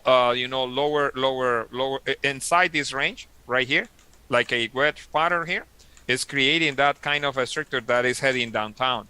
The only reason you don't have that confirmation is because you are still, price is still respecting this area here. But the moment price is coming to retest this area, is gone, so that trade will pay. But it's there's a lot of things behind market structure and timing in the market. For me, timing is really important. On gold, man, and gold is pretty easy to overtrade. It's pretty easy to burn an account if you don't have a perfect approach. It's a lot easier to burn and overtrade on gold. Yes, yeah. It's really easy, because if you start looking lower times, and you will find a trade every 5 minutes. You will find a trade on gold. Yeah. So yeah, okay, let me stop sharing so you can do your thing, and you can. I'm almost done anyway. I'm waiting to see how we react right now. I don't think there's much going on GJ. Yeah, still, anyway. You still have 5 more minutes for the candle. GJ in here. Say GJ. Yeah, it's a mess. Do you have anything marked up on GJ? No, right? Not really, but I back in the days, I have some markups in here. Most. Yeah, give us your quick breakdown on GJ based on your insights. Okay, let me delete all these areas here, right? Yeah. Let me delete all these areas. Starting here, the monthly still, still have some information. Never not even worth it to look for the monthly, because we're not planning long term in here. But if you can see here, right? These monthlies are already rejecting those highs. This monthly candle here is a monster. Is a monster candle. We don't need to get to carry away with this rejection here, because this candle is the most important for us, for whoever is trading. Tú no puedes hacer nada, pues. Oh my Pero God. es que están en vivo. Parce, hijo de puta. Parce. Hijo de piro. Sorry, guys. I'm sorry. That's okay, man. So based on the monthly here, you have that resistance. Price is trying to survive. This is just trying to grab, more liquidity from the upside. We still, like I said, we're still pretty young. It's like 2 weeks more for that monthly candle, but you need to grab this information. Rejections there. This candle rejected heavily, still respecting the previous monthly low, but this candle already broke that low there. So makes more sense for price on GJ to drive a little bit more to the downside than looking for upside move. You still have, and this is the most important information here. You need to pay attention what may happen at the 62,800, and as well the most important, and if you want to look for long-term buys in here, anything that can trade above the 63,87, that's gonna be the long-term play. Anything that can leave those wicks is because it's going all the way up to this area. Someone is getting okay. So here is the thing. If you want to plan long term on GJ, I will say look for pullbacks and trade to the downside in here based on the monthly. Weekly candle here already broke the low of this candle here. This candle respected the high, respected the low, is no other than range. When you see price like this, it's really hard to see. But when you do candle by candle, like for example this candle here, all you have is rejection from that upside. So what do you need? Continuation based on this liquidity. You don't want long term to trade toward this liquidity here, because this liquidity there is for a reason. Now, what happened there? Break below this area here, right? That's your weekly, and this is the weekly closing. Now, when you have this specific weekly closing, you know that liquidity has been picked up from the downside, but you still trading against for those rejections. So the most important zone in this specific area is becoming what price can do at this specific high. Why? For this liquidity, this is the way that I do it. This is the way that I see the market, and this is the way that I can see where are we heading in the market. For this liquidity to be valid, this candle here needs to break this high. Until that high is not being exceeded, I don't need to consider this liquidity. It's just lack of volume, lack of fundamentals at that point, that we don't see those steady moves to the downside. For me, it's pretty easy to see that price may come back to the 60 at least, when that specific move happened. Okay, now, so you want to see a closing, right? Yeah. On the weekly. But look, but I'm starting from scratch from the downside, so you can see this is kind of the weekly outlook that I was doing before. Now, price is going to the 60, is giving me rejection from the 60. What is the most important area here? Again, this is my resistance. Exactly. So for me, trading at those specific levels or trading at these specific levels can be painful, for long term. In this area here, the one that I will say, whoever is trading GJ, the one you need to be aware in here is what you have here on these specific rejections. These rejections here and these rejections here can be the most painful trade that you may find in the market. From the 60 to 80, this is roughly 100 pips to the upside. This can be painful. What do you need in those areas there? You need in my opinion, you need at least a 15-minute candle closing, breaking above that area, having that information that you're gonna have. For example, if you're planning for buys, right? For buys on GJ. Yeah. What do you need? A 15-minute candle at least that can close above that area. If that 15-minute candle is the second candle on the hourly candle, that means that this is the 30-minute candle closing. A new 30 little pullback there, and breaking that high. If this is your, let's say, a 45, it doesn't matter. It may be, as long as not London session, you're Gucci. But if this specific candle, this specific candle happens, let's say 4:45, right? At 4:45 a.m., what happened? This candle right here is the one that is giving the close for the 5 a.m. That means that the 4-hour candle already closed bullish above that zone, and you have a better confirmation trade with this 4-hour candle bullish and go for it at the break of that 4-hour candle. You may have fun toward this area right here. Other than that, can be painful, because from the left hand side you have plenty of rejections, and this specific price points in here is plenty of rejection. This is first, second, third time, most likely the fourth time that is coming toward this area right here and gives you a break and close above that area, is because price will continue. If this is happening near to any 4-hour candle, can happen at 4:45, can happen at 8:45 in the morning with New York volume right there. Even, in my opinion, it's even easier to trade with New York volume, because it's less fake outs at some point.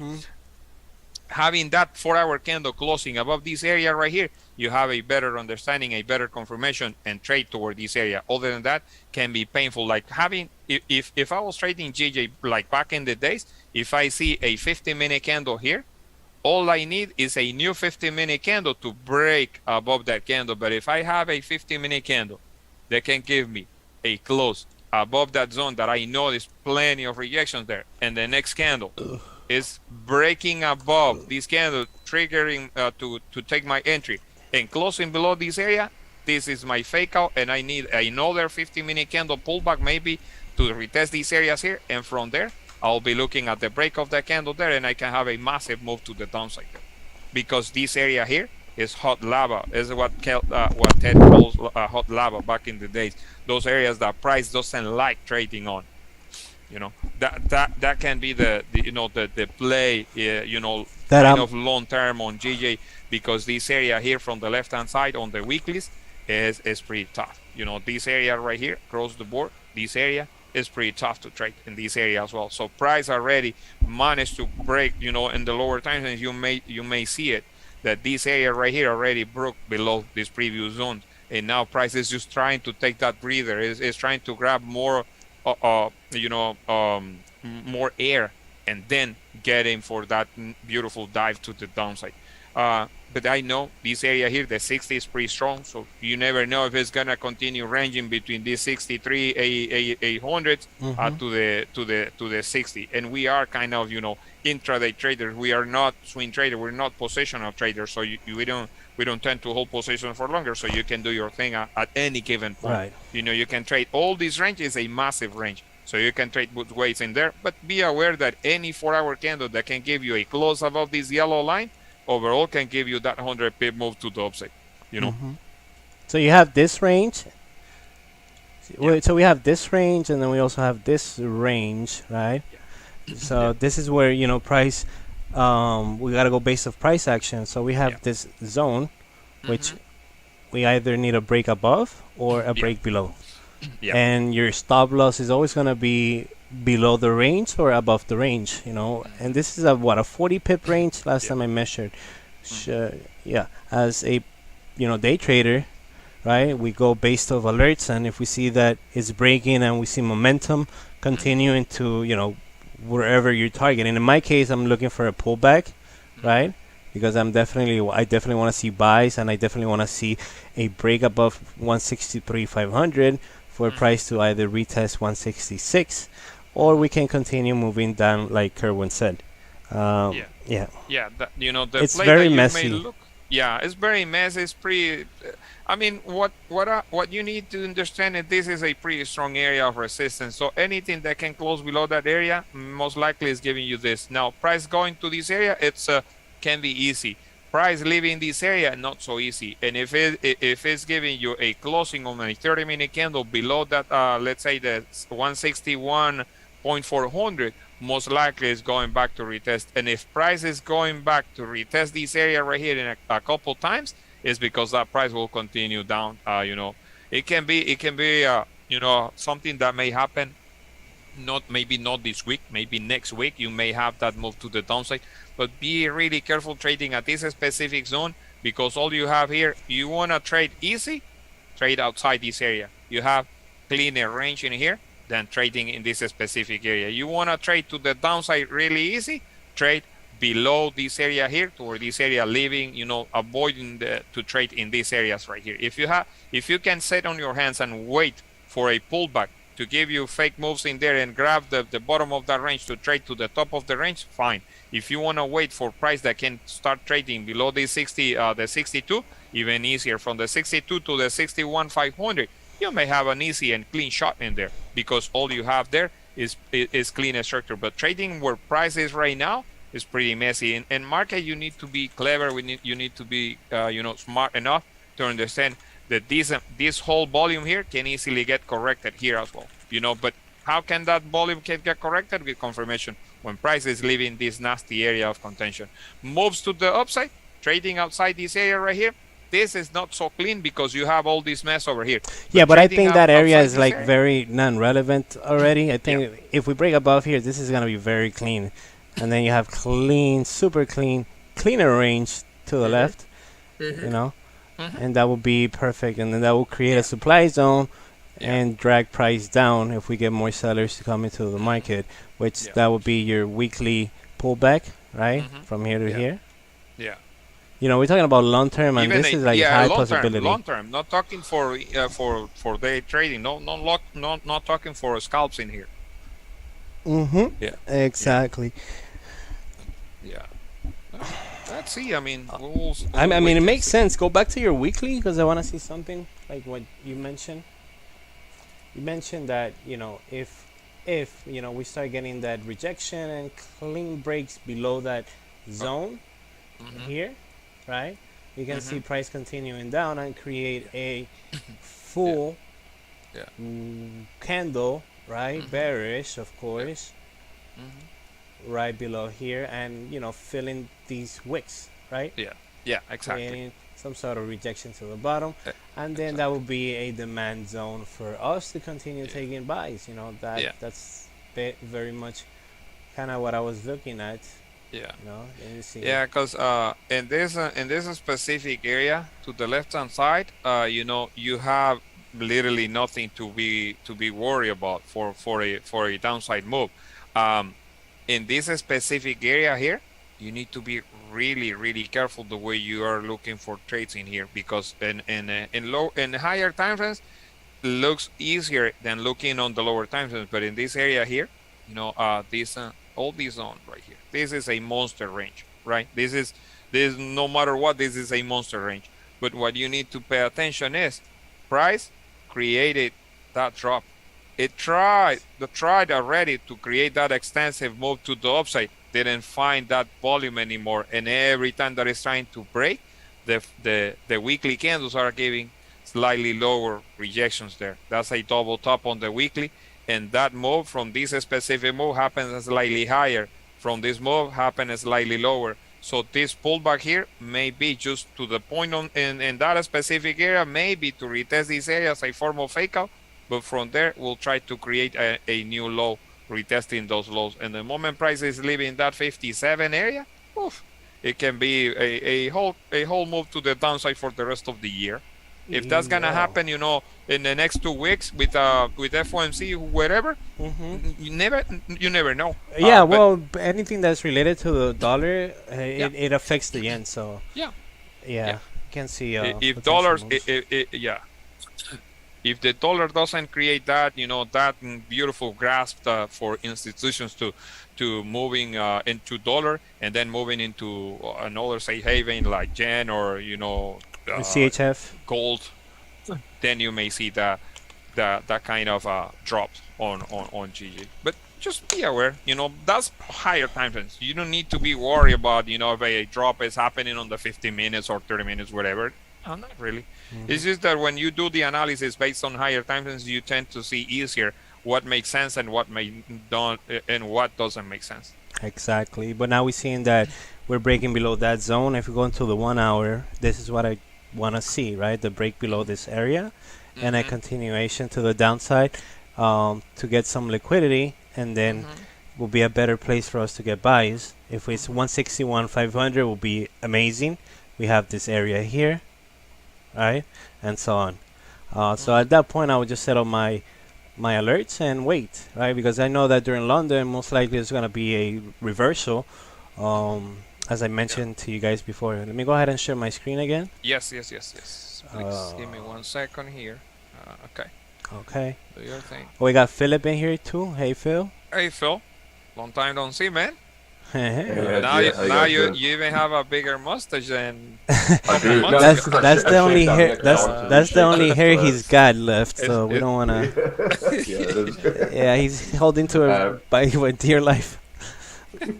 Once I start losing mine, I'm gonna glue it. How you been, mate? Oh, good man. Yeah, good. Hey, Matt, what software are you using for your YouTube live? I'm using XSplit, a lot better than Streamlabs OBS.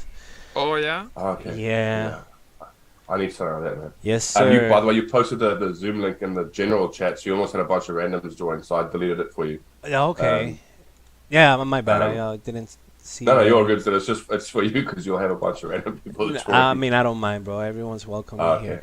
So I'll put the YouTube the live stream though. yeah. The more the better. OBS is best. No, I don't think OBS is very shitty. It's like shitty software. I think XSplit is a lot better. It's a lot simpler. It was difficult to use. Yeah. So what do you call it? X what? XSplit.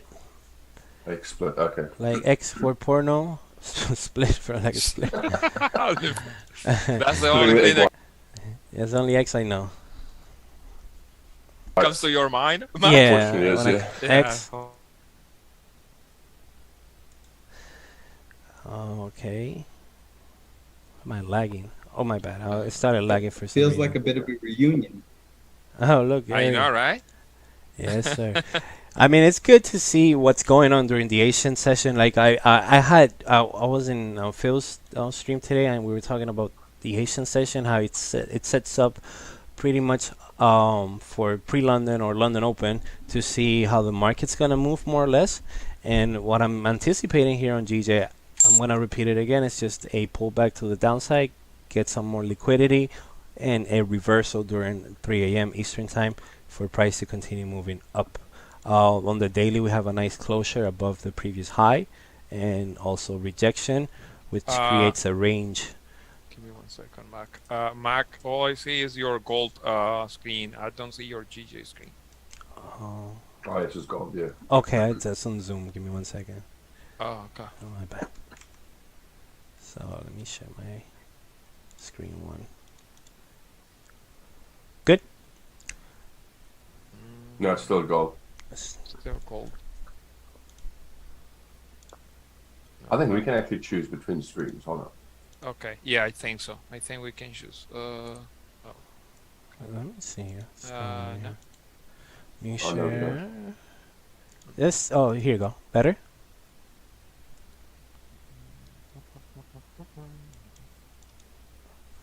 And I Well, don't let's see see. it. I don't see any other option. Way. Just one screen in here. Give me 1 second. There's a, guys. hold on. I want to see this as well. Side by side, man.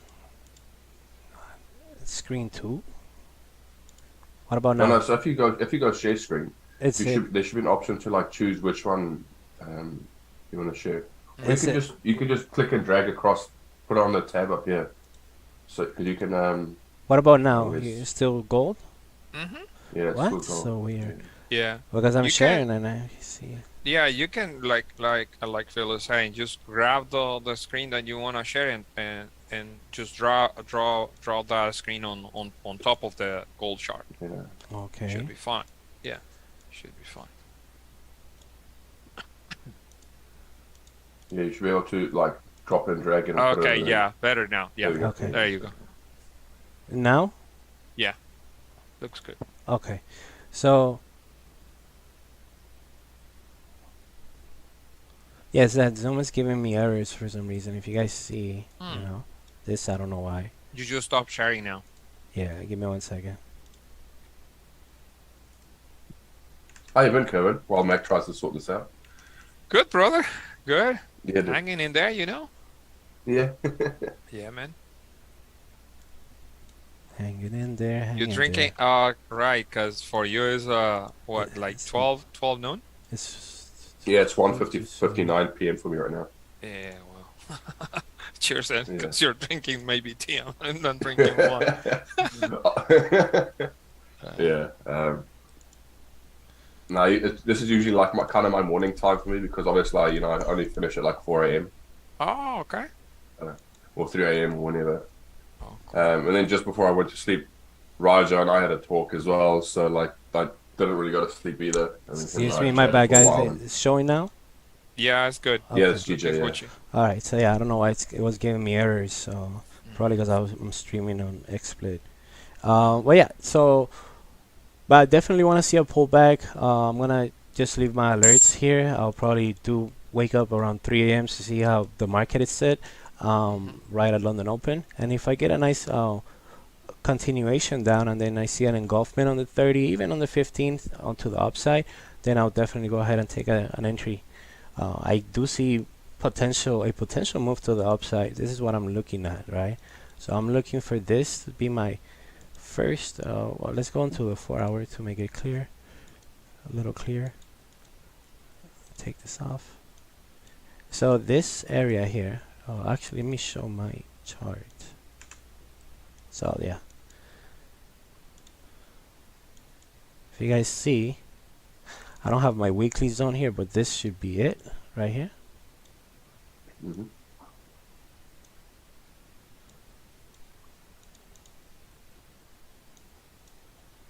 Yeah.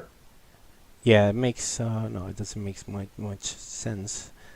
But this is coming from the left, from all the way to the left, like up here and whatnot.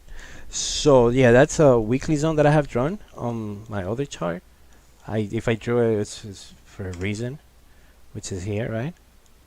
So I'm gonna just keep this one. What I'm gonna do is that I'm gonna move here a little higher. This will be my first take profit if I'm willing to swing it, right?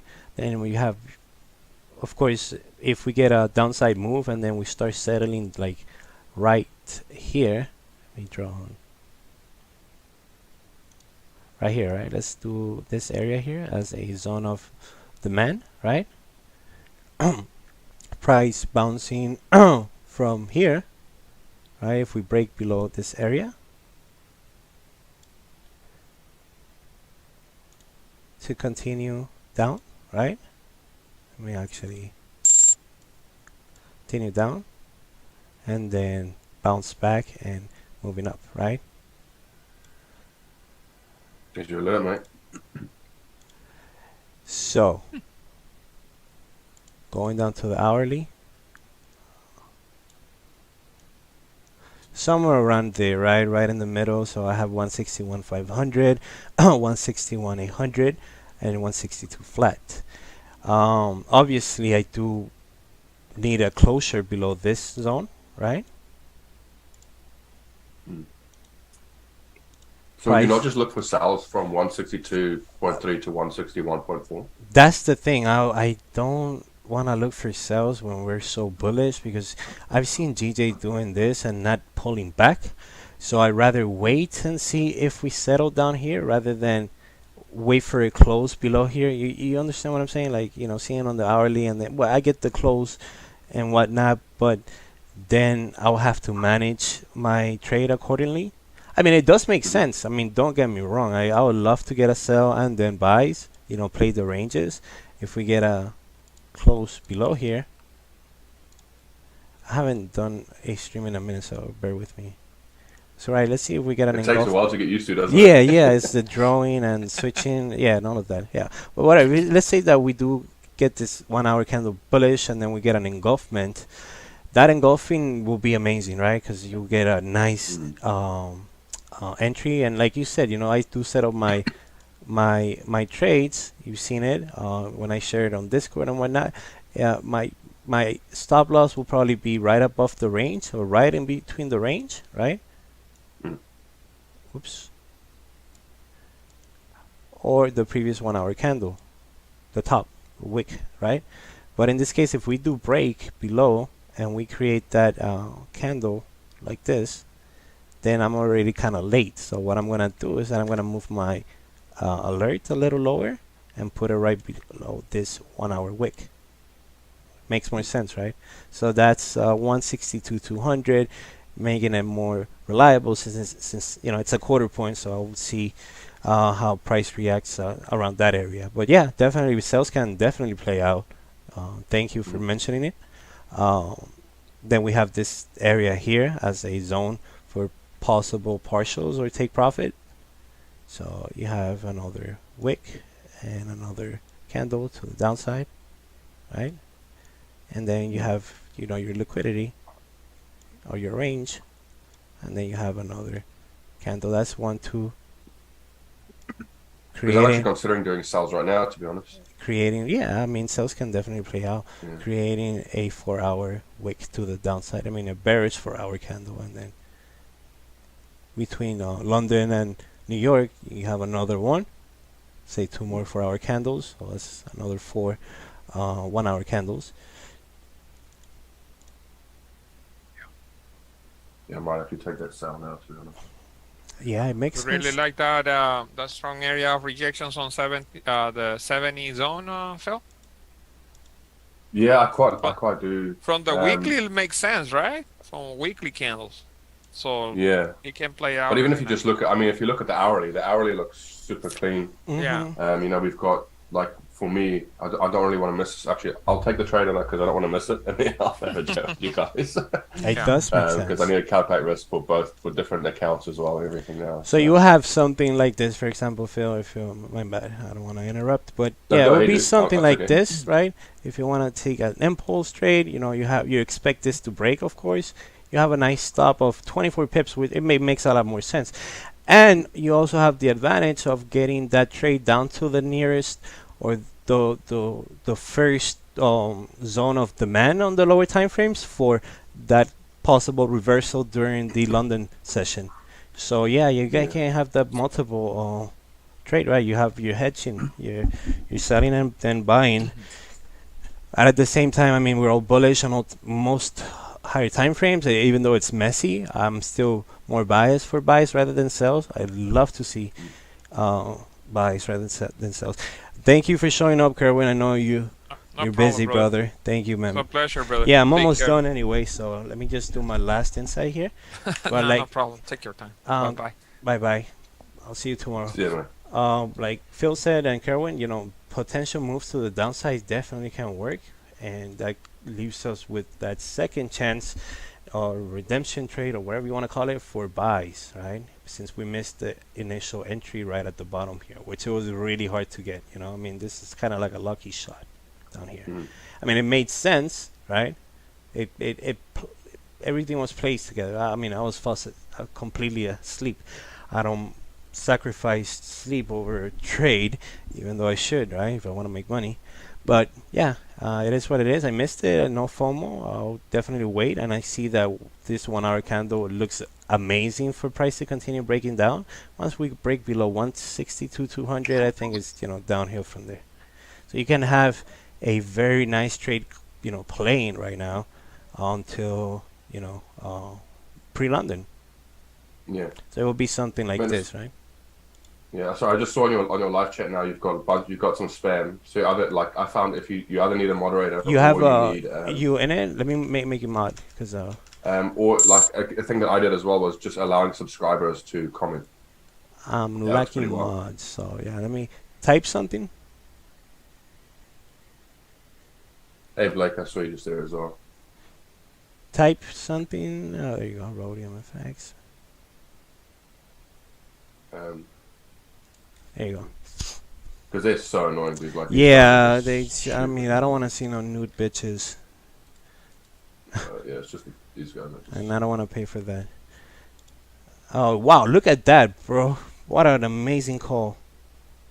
Yeah, so I mean I can break it down, but that's the one reason why I prefer to have I prefer to have my wicks as a different color. So like that's why my charts are white and black, so because I can actually see my wicks. What would be your take profit here? So if you alright, can you just move it a little bit to the left? Yeah. Oh, here. Yeah, other way to the left. Yeah. Recording in progress. Recording stopped. Let me delete this 1 second. So I've got like my overall TP is down here.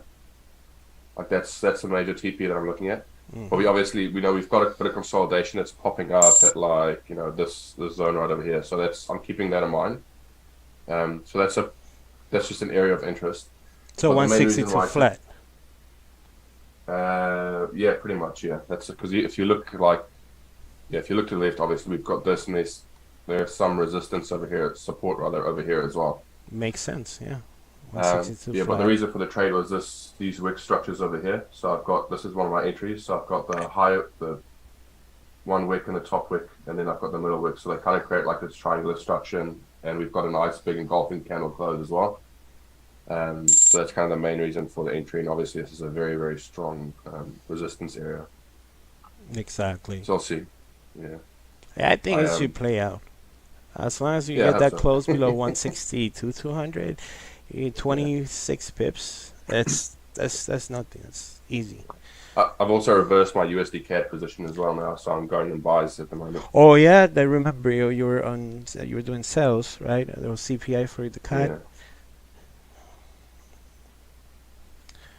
Oh, I think I might scalp this. I'm not sure.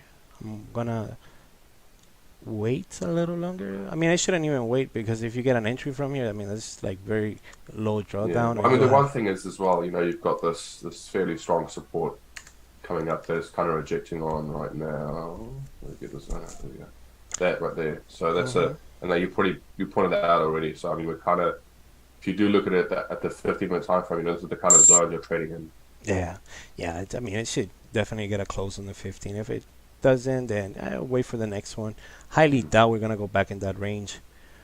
But yeah, it's super clean. If you see here, to the left, very clean range, right below here. Yeah. Yeah, super clean. Yeah. I mean, I definitely would love to see a 161 500 pullback, and then from there see if we can retake buys, right? I mean, I'm like very concentrated into buys rather than sales.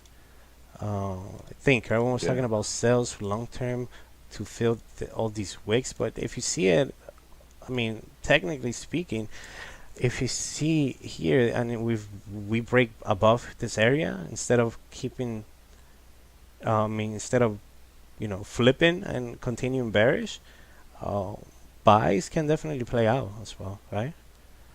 But Yeah. sales, and now I'm like kind of confused right now about sales because this is a small wick compared to this, and I don't think it's gotta get filled, right?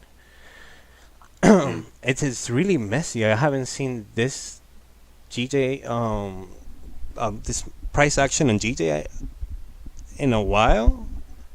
Now that I think Yeah. about it, like wow, this is really messed up. Um, that's the last time I saw some crazy consolidation like that. It's been a while, right? So yeah, I mean it's very messy. This is when your skills come into play, and you have to kind of Yeah. uh, play with your not play. Put in your risk management on on display, right? Yeah, and I think like, but the thing is, if you take a trade and it's it's a messy area, and like with your strategy you've tested it and it doesn't work inside those areas, then just don't take the trade either. There's Exactly. a Spanish question. Spanish.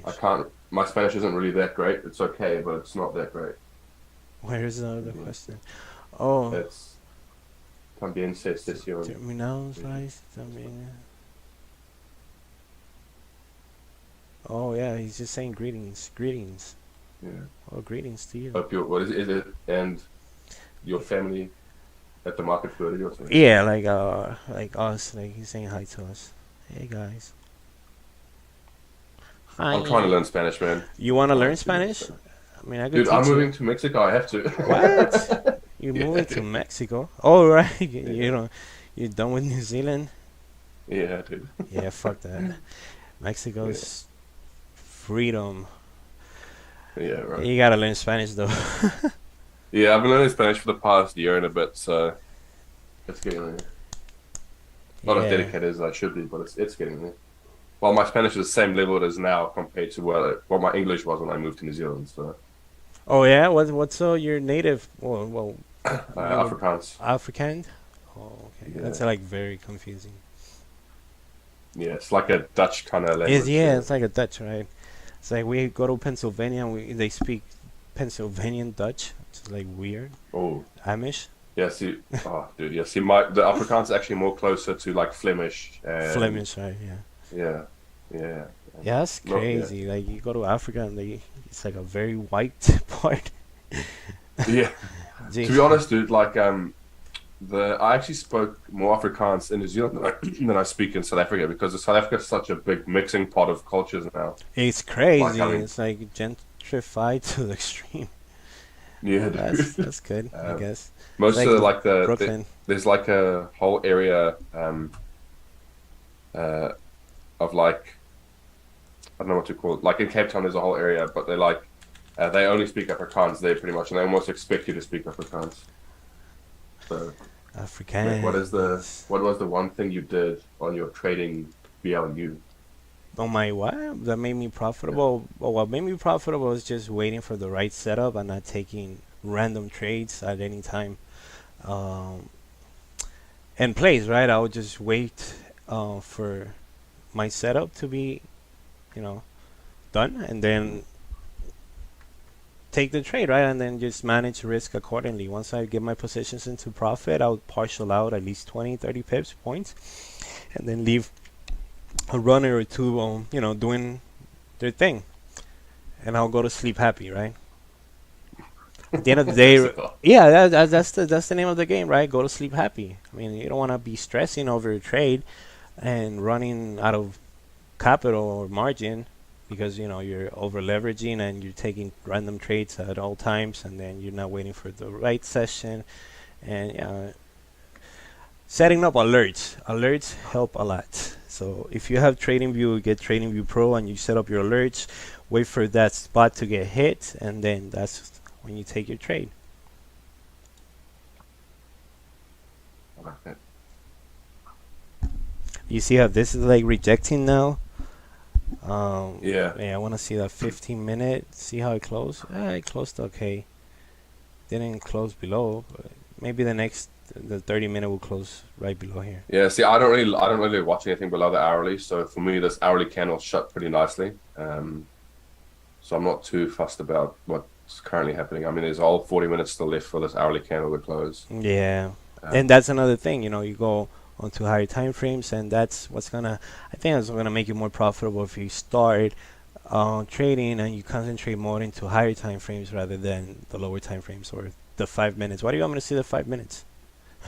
The 5 minutes. Okay. 5 minute on gold. On gold. That's interesting. On gold. Oh, Why do you I'm want to gonna see have the a look at 5 gold. minutes on gold? Man, honestly, gold is in the worst consolidation of its life right now. It's So I don't even- crazy. I mean, we had this nice drop from market open, so that was good. And That's so Just- ugly, dude. ugly now, right? Yeah, this did you take that sell? Yeah, That's I took that from from right Nice, dude. market open, right? Yeah. yeah, that was from yesterday. From The day before yesterday. Well, no, it's your time. It was market open, US Oh. market open. Oh, yeah. Obviously, for me, that was yesterday because I went to sleep afterwards. So that was like early in the morning for me, and then that's when I went to sleep afterwards. So this whole this drop was my was when I was awake, and the consolidation we are in right now, I was asleep. So.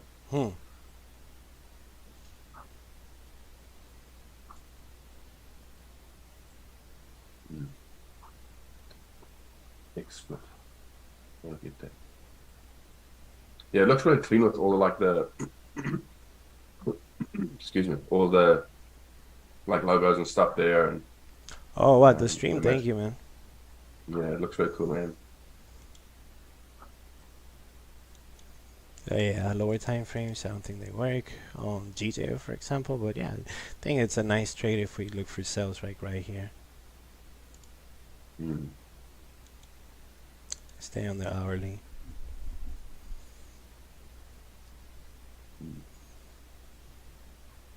Yeah, I think if you are going to trade things like gold, you should at least be keeping an eye out on the hourly time frame because they're extremely highly impactful. The hourly time frame, like regardless of what you trade. Obviously, if you're like investing, the hourly doesn't really matter for you. But if you're a normal trader, the hourly is a very, very impactful chart. Right? Yeah. So I think the most important one should be your hourly to take an entry, and then you go. You base your bias on the higher time frames like the daily or the weekly. It's very simple. But I think like even if you're like scalping or day trading, look at the hourly to get an idea of where the market closed, because we can see if you look at like the hourly term structure, right, there are so many. If you look at this even on so you can see like the hourly opens and closes, like they are super impactful, like where the market's going to be rejecting, right? So then you can drop down to your lower term time frames and say, okay, well, we've had this big wick here on gold. This is that news. And even if it is news, we can see that the market, if you go down to your lower term time frames, you can see that the market actually does reject on there, and it gives you nice projections. Mm-hmm. But if you go straight to the 15 or the 5 minute on these time frames, you might have no idea where the market's actually sitting or where the strength of the market is. Right. You'll be completely obliterated if you get into a position and completely lost, because this is not telling me anything, right? Yeah. But yeah, I'm gonna call it a day, or a stream already. I've been here for like 2 hours already, so it was nice for you guys to show up. Thank you, Phil. Thank you, everyone. You guys have a blessed day. Remember to leave a like on the stream, so that helps with the algo and whatnot. And I'll see you guys on Thursday. I'm gonna try to stream 3 times a week, so I'll try to do Monday, Tuesdays, or maybe Monday and Wednesdays and Thursdays. Look who's in the chat. Raja Banks. So yeah, gonna go. Oh wow, he's verified. Nice, congrats, man. Yeah, dude. Oh shit, I'm like, well, I didn't make him a mod. He's a mod. He's a mod and verified. A verified mod. Wow, we got one of them. Miami Asian session stream. But yeah, guys, I think if we want to go ahead and get that that move that I've been talking about on GJ, set up your alerts down here if we get a retracement, and then wait for your support to be established on the 30 minutes or the hourly, and then you take your buys. Right? If we create the higher low. Mm. But yeah, guys, thank you for showing up. Thank you, guys. Thank you, Phil. Thank you, Raquel, for showing up for 2 minutes to show up his badge.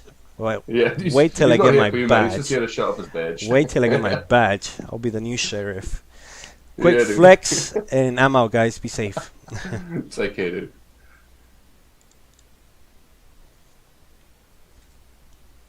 Whoa!